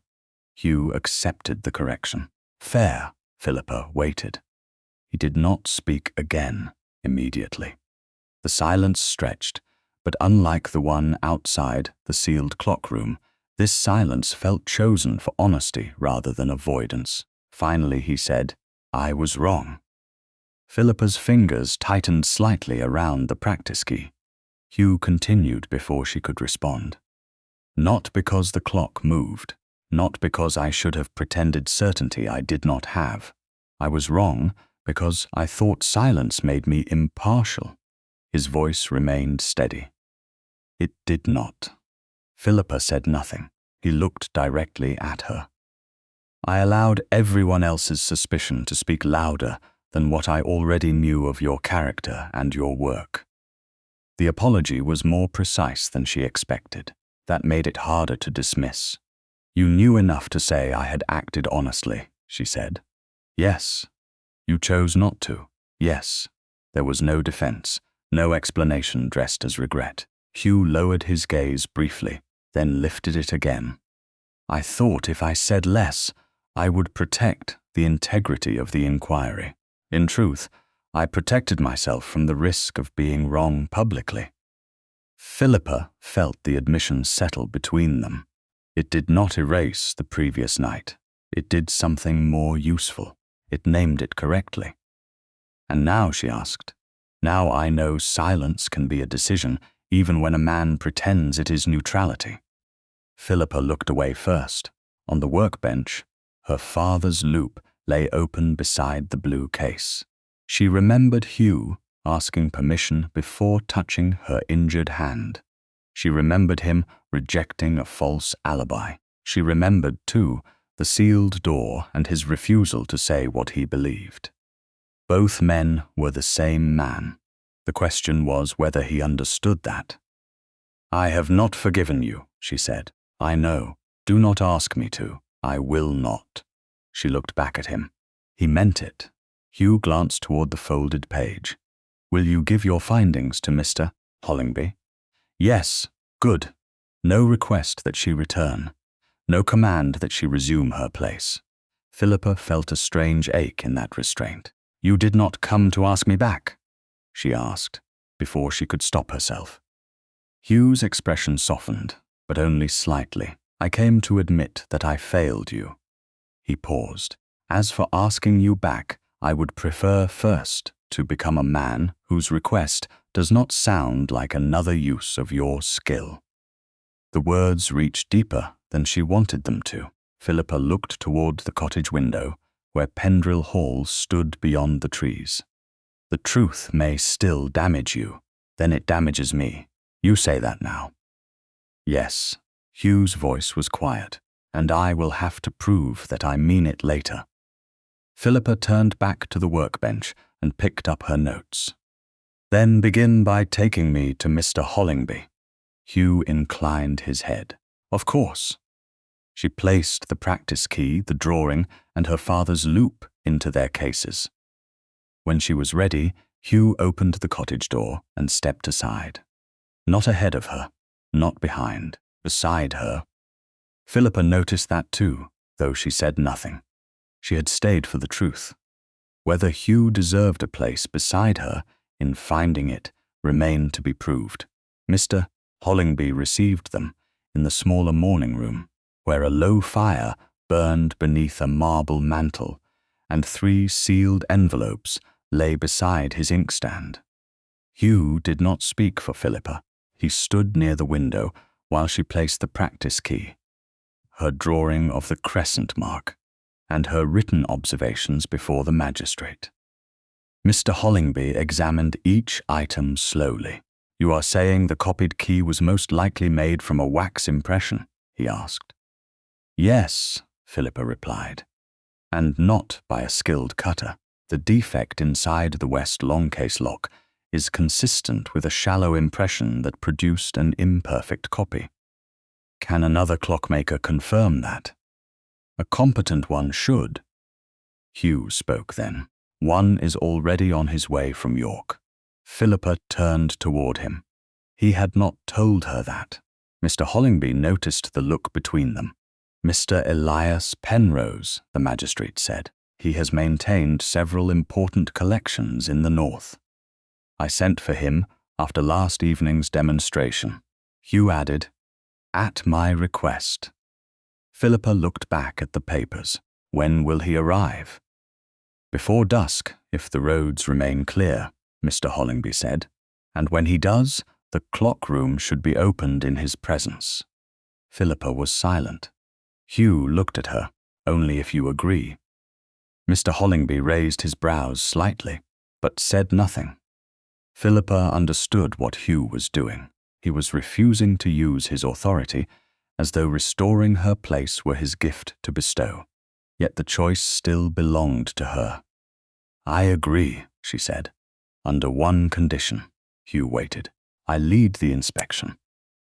Mr. Penrose may verify what I find, but he will not replace me merely because the room is more comfortable trusting a man. Mr. Hollingby's expression sharpened with something close to approval. Hugh answered without hesitation. Agreed. And if the guests object, Philippa asked. They will not be invited to the inspection, Hugh said. This is no longer entertainment. By late afternoon, rain had begun tapping softly against the windows of Pendrill Hall. Mr. Penrose arrived shortly before 5, a lean man in his late 50s, with silver at his temples and the careful hands of someone who respected delicate mechanisms. He greeted Hugh formally, Mr. Hollingby politely, and Philippa without surprise. That last detail made her trust him more than praise would have. "Miss Mercer," he said, glancing at the leather case beneath her arm, "I knew your father by reputation." Then you know he disliked reputation when it arrived without evidence. Mr. Penrose smiled faintly. Yes, that sounds like him. The four of them went to the sealed west clock room. Mr. Hollingby broke the wax himself. Hugh unlocked the outer door. Then he stepped aside. Philippa entered first. The clocks inside had continued, running through the night and day, filling the room with layered ticking. The west longcase stood exactly where she had left it, its hands beyond 10:17 now, its polished face innocent of everything that had been done through it. Philippa crossed to the case and stopped before opening it. "Before we begin," Hugh said, "there is something that must be stated clearly." She looked at him. "Miss Mercer has full authority over the inspection of this collection." His voice carried to every corner of the room. "No one will remove her from the mechanism because uncertainty becomes inconvenient. Mr. Penrose is here to corroborate, not replace." Philippa felt something shift inside her, but she did not let it soften her concentration. Mr. Penrose inclined his head, as it should be. Hugh met her eyes. No plea for forgiveness. No demand that she acknowledge the gesture. Only changed behavior where witnesses could hear it. Philippa opened the long case. She examined the locking point first. Then she froze. "The pin is wrong." Mr. Penrose came closer, stopping before her shoulder. "May I look?" "Yes." Philippa removed the small brass piece and placed it on a dark cloth. "This is not the locking pin I used before the demonstration." Hugh's face hardened. Mr. Hollingby asked, "How can you tell?" Philippa pointed to one end. "Mine was folded flat on this side because the original sat too tightly against the plate. My father altered it years ago. This one is nearly identical, but not exact." Mr. Penrose lifted his spectacles and examined the piece. "She is correct. There is no old filing wear here." Philippa looked at the mechanism. The answer came quickly now. "Someone replaced the pin before the demonstration. That is why the hands moved." Mr. Hollingby said, "Then the public failure was arranged." "Yes." Hugh looked toward the door, using the copied key. "Most likely," Philippa said. She forced herself to continue methodically. Anger would not help. Vindication would have to wait. She inspected the movement, the seat board, the interior walls of the case. Dust had been disturbed in one narrow corner beneath the wooden base, supporting the movement. Philippa reached inside carefully. Her fingers touched something brittle. She drew it out. A fragment of red wax appeared first, then a narrow paper tag, bent and pressed nearly flat. The room went silent. Philippa stared at it. Her handwriting was still visible. Compressed figures, dark ink. One time, 10:12. Hugh stepped nearer but did not touch it. "Is that the original?" "Yes." Her voice was barely above a whisper. Mr. Hollingby took one step forward. "Where was it?" "Wedged beneath the seat board." Philippa turned the tag over. The cord had been torn, not untied. Whoever removed it must have pushed it inside the case rather than risk leaving the room carrying it. Mr. Penrose examined the tag without taking it from her hand. And this notation? Mine. You are certain? Philippa looked at him. Completely. He nodded. Then I would be prepared to say the notation is consistent with the compressed workshop figures in her maintenance books. Hugh's gaze remained on the tag. 1012. Philippa nodded. The evidence she had lost had returned. Yet triumph did not come. Something else did, a colder understanding. She looked at the clock face, then at Mr. Hollingby. There is a problem. Hugh heard it immediately. What? Philippa set the tag on the cloth beside the false pin. If the clock was stopped at 10:12, and Lady Constance's 10:17 sighting is false, then the witnesses who placed you in the West Passage do not cover the entire interval. Mr. Hollingby's expression changed. Hugh said nothing. Philippa continued, because truth did not become less necessary when it became painful. Sir Matthew spoke to you shortly after the quarter, but no one can establish the exact minute. The Countess saw you near the window later, but again without mechanical confirmation. Once we remove the false 10:17, there is a gap. How large? Mr. Hollingby asked. Philippa thought carefully. Several minutes. Enough that I cannot honestly say His Grace has a dependable alibi for the most critical period. The clocks seemed louder. Hugh looked at her, and for one terrible second, she remembered the first morning, when preserving his alibi had been possible if she had only remained silent. Now she had found the strongest evidence of her own honesty, and, in the same breath, stripped away the last protection from him. Mr. Hollingby exhaled slowly. Then this changes the inquiry again. Yes, Philippa said. Hugh's expression remained controlled. And it must. She turned to him. The truth I can prove will destroy your last alibi. He did not look away. He did not glance toward the magistrate or the recovered tag. He looked only at her. Then prove it. The recovered red service tag remained on the dark cloth between Philippa and Hugh. Long after Mr. Penrose had finished examining it, its torn cord, compressed figures, and single recorded time had restored her credibility. But the truth it carried was not merciful. Once 10:17 was removed from the Duke's defense, the timeline opened around him.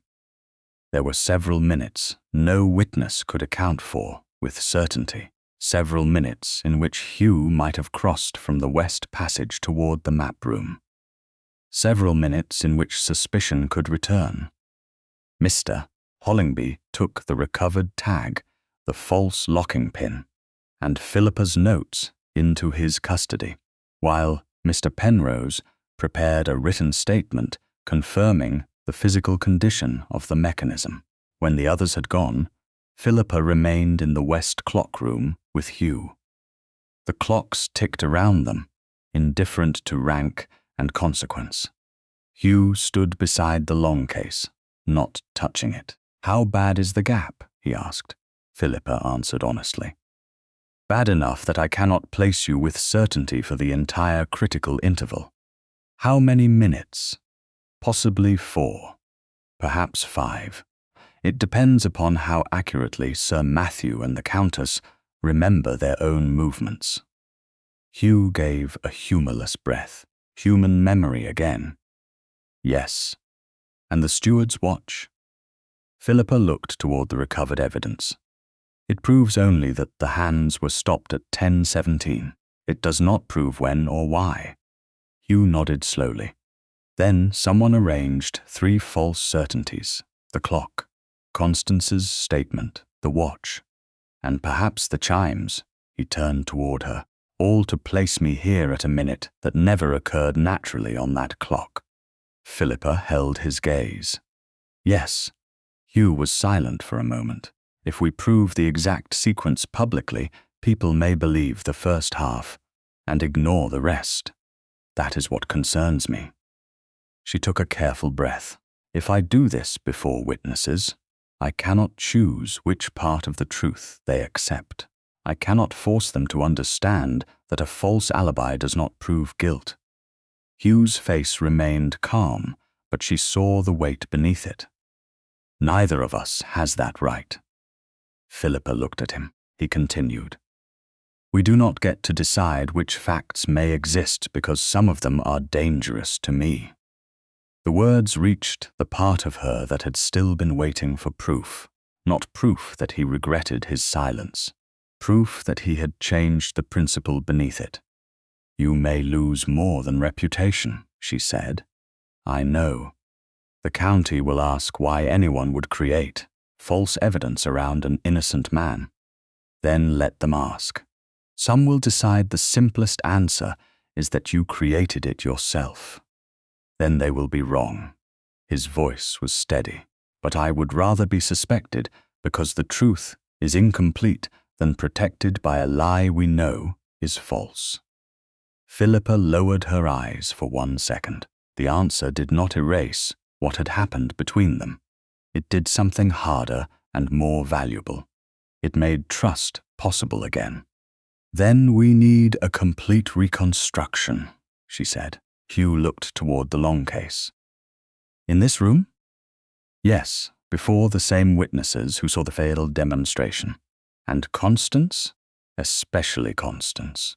By the following afternoon, Mr. Penrose had confirmed every major mechanical finding in writing.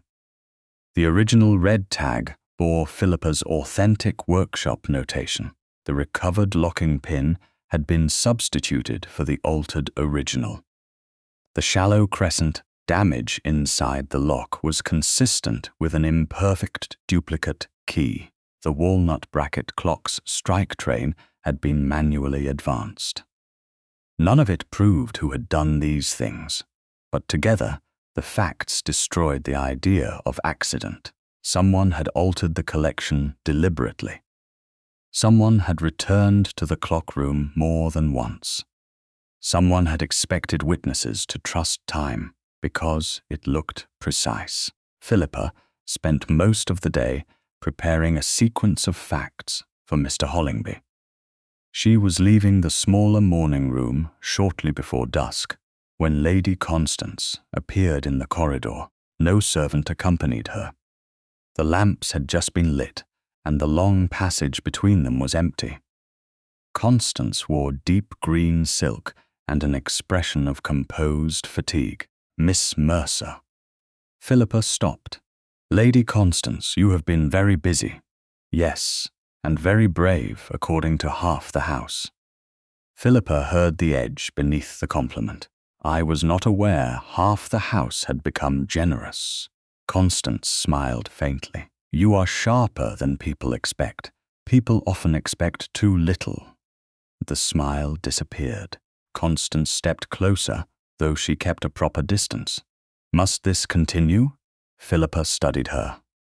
What exactly? The demonstrations, the questions, the dismantling of every remembered minute until no one knows where anyone stood.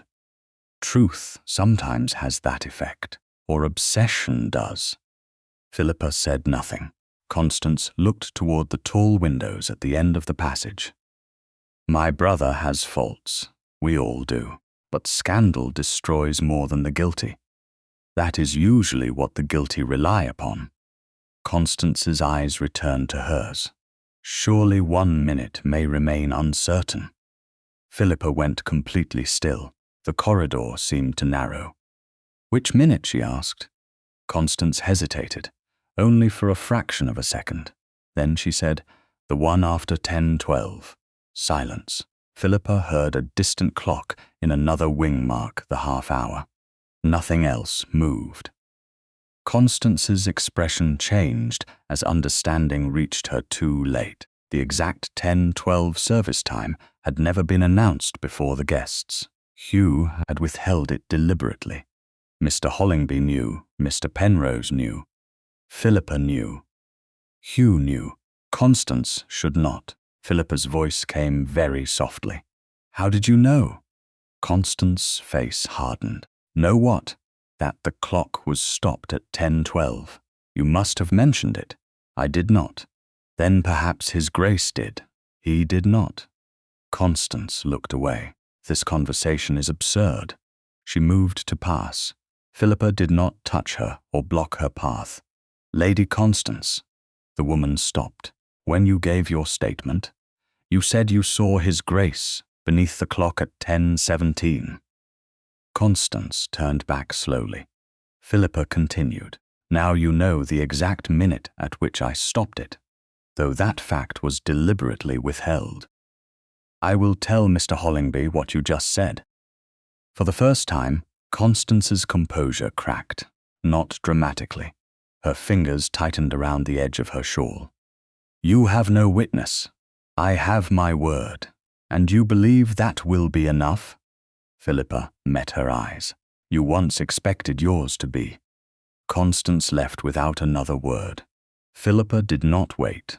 She went directly to Mr. Hollingby and gave him the statement exactly as it had occurred, without embellishment. Hugh arrived before she finished. He listened in silence. When Mr. Hollingby asked whether the matter should be handled privately until further evidence emerged, Hugh's answer came at once. No. The magistrate looked at him. Hugh continued, if another aristocratic family's name is involved, that is not a reason to narrow the truth. It is a reason to be more exact. Philippa felt something inside her ease. Mr. Hollingby nodded. Then the reconstruction proceeds. Hugh turned to Philippa. When? Tomorrow evening, 10 minutes before the quarter. Who attends? Every principal witness who relied upon the first demonstration. Hugh understood. The same room, the same clock, the same minute. Yes, he looked at her for a long moment, and you will lead it.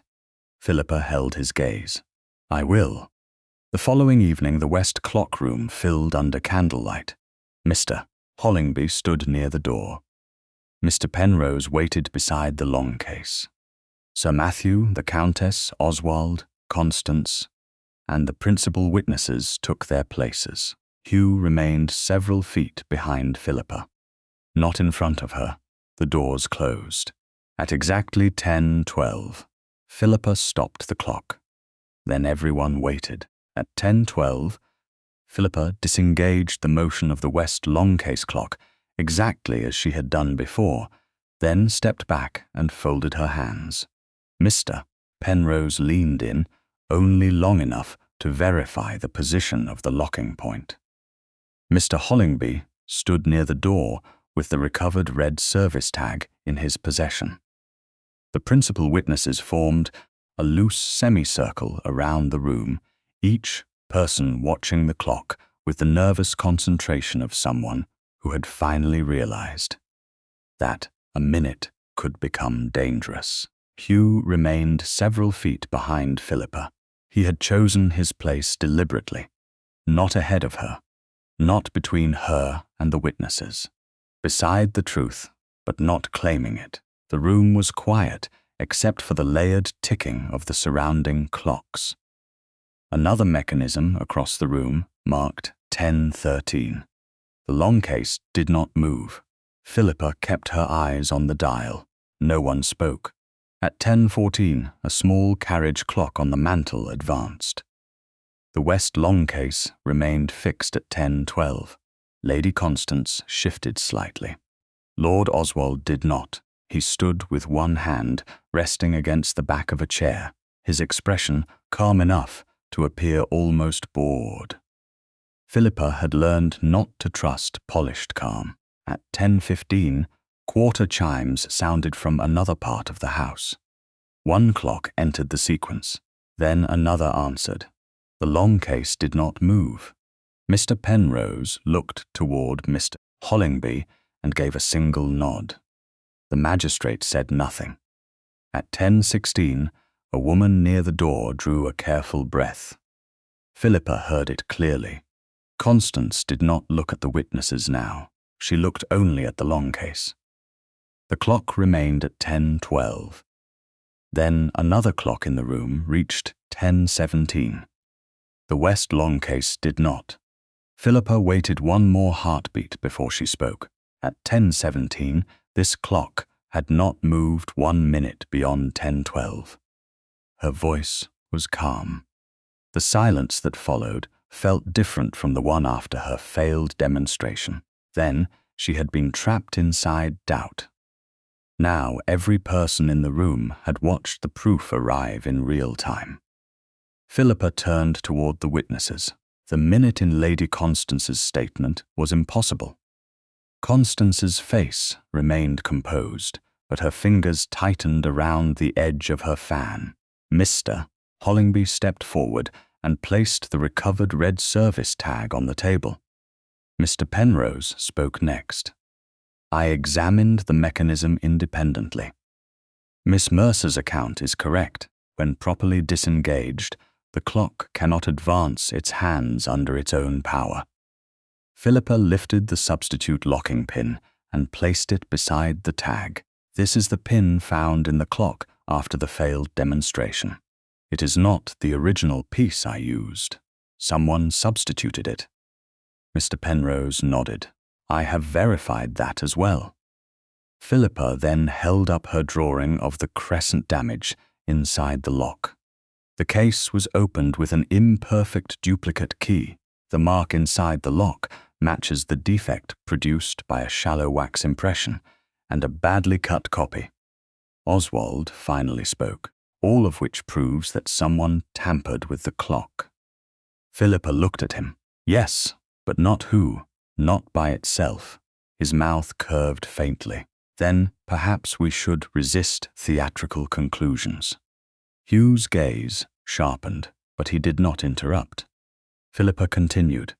The clock was altered more than once. The red service tag was torn away and hidden inside the case.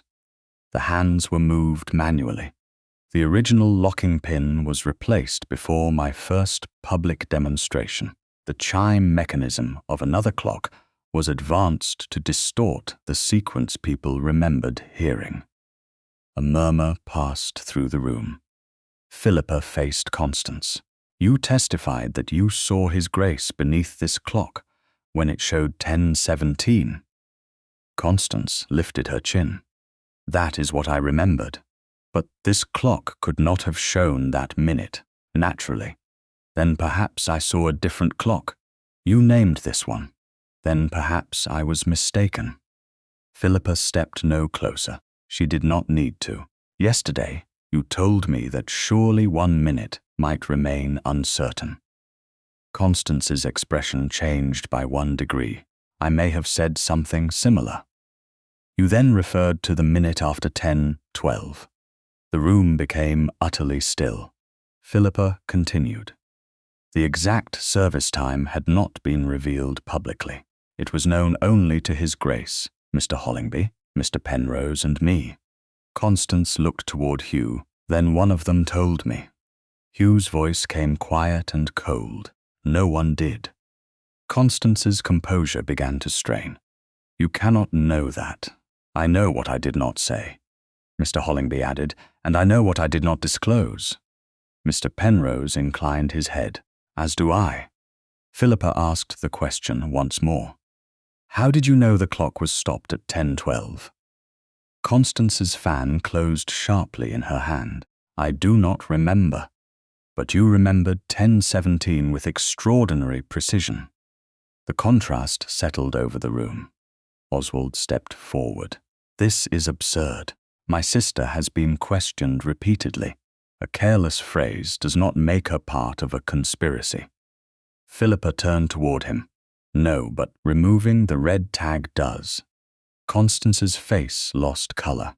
Oswald looked at her. That glance was too quick, too alarmed. Mr. Hollingby saw it, so did Hugh. Philippa spoke softly.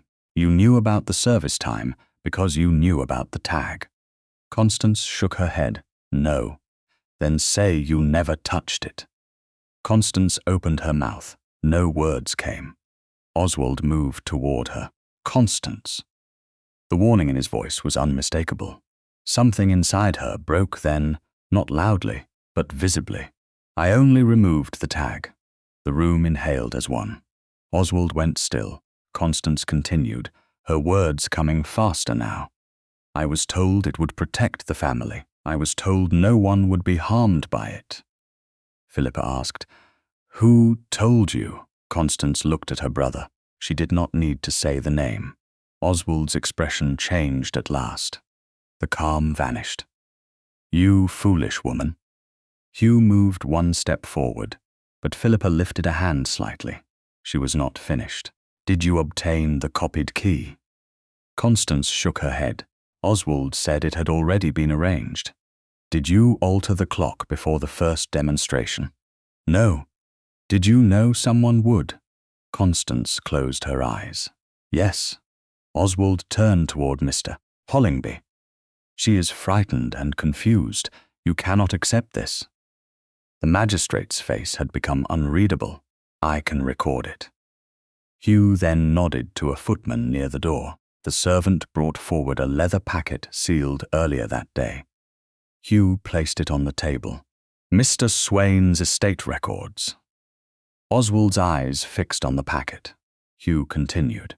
"The steward recovered enough yesterday to identify the irregular accounts he intended to confront.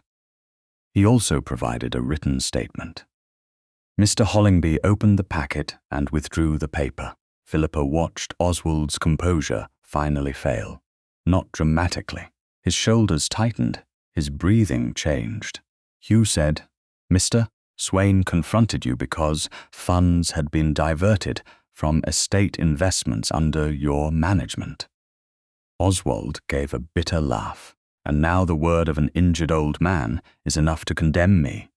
"No," Hugh said. "The accounts are."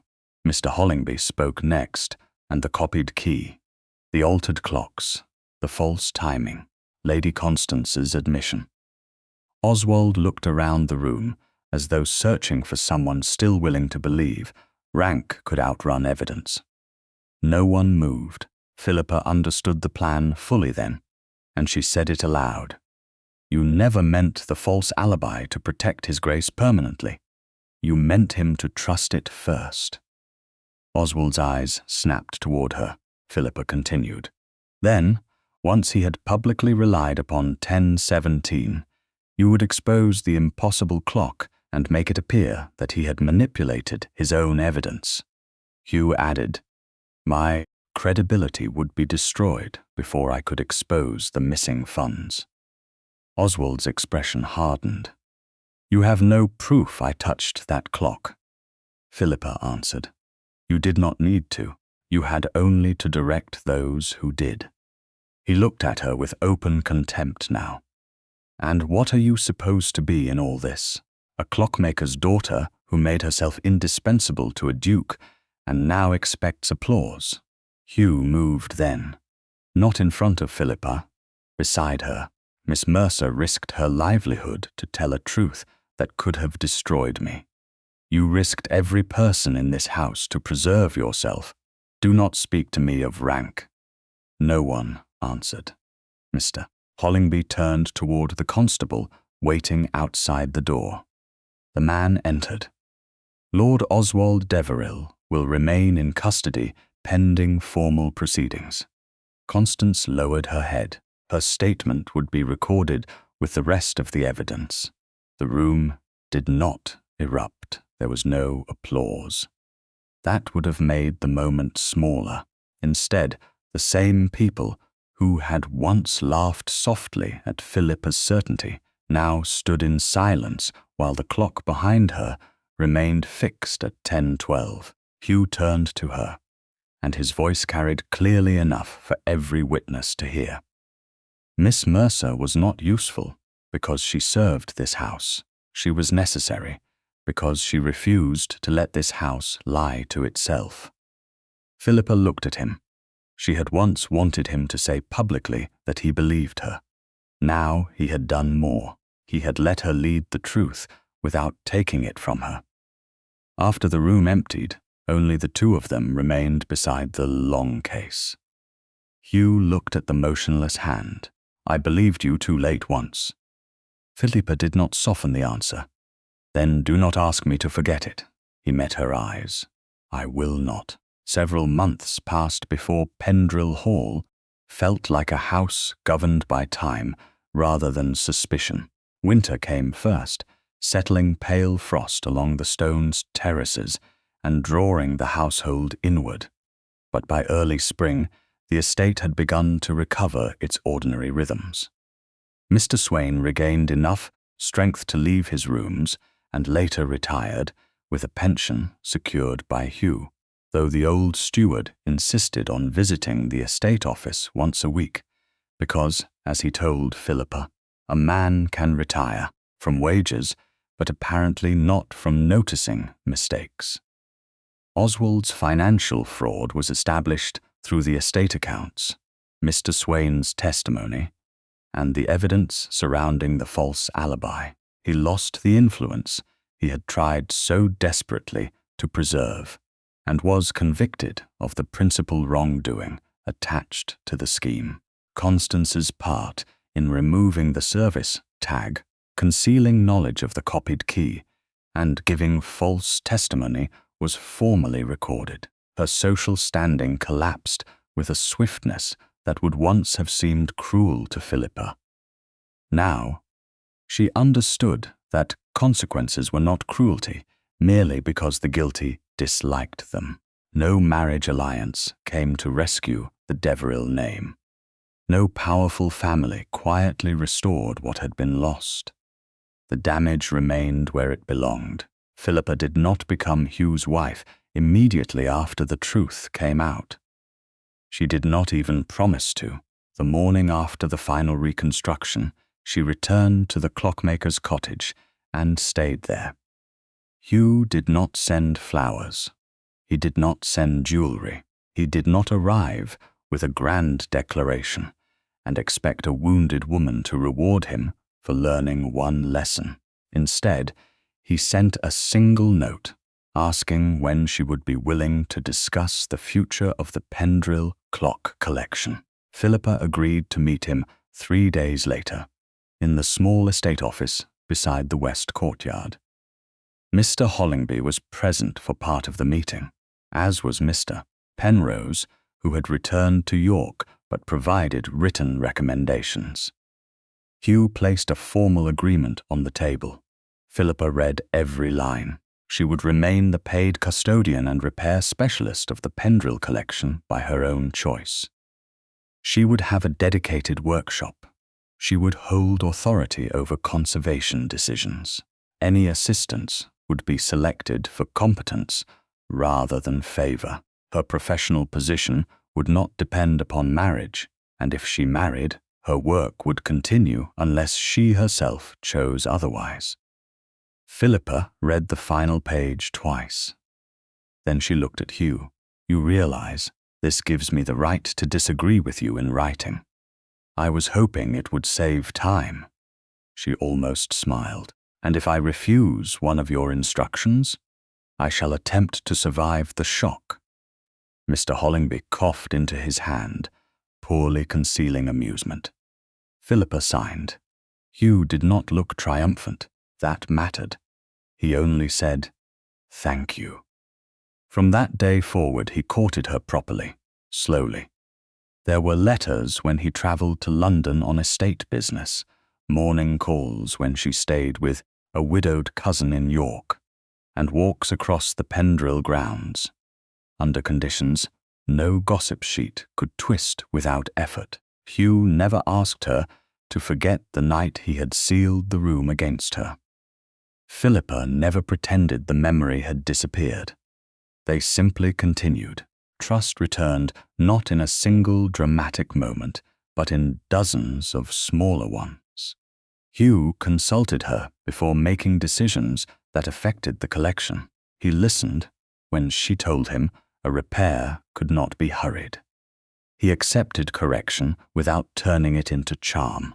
When one visiting gentleman referred to Philippa as unusually clever for a woman, Hugh did not answer for her. He looked at Philippa and waited. She said, "I am also unusually patient with foolish men, though the habit is becoming tiresome." Hugh laughed aloud. The gentleman did not. Months passed. The first leaves of summer appeared along the western drive. Philippa's workshop was completed in a bright room adjoining the west clock room, with broad windows, sturdy benches, locked cabinets, and enough natural light for delicate work. Her father's tools stood beside newer instruments chosen by her.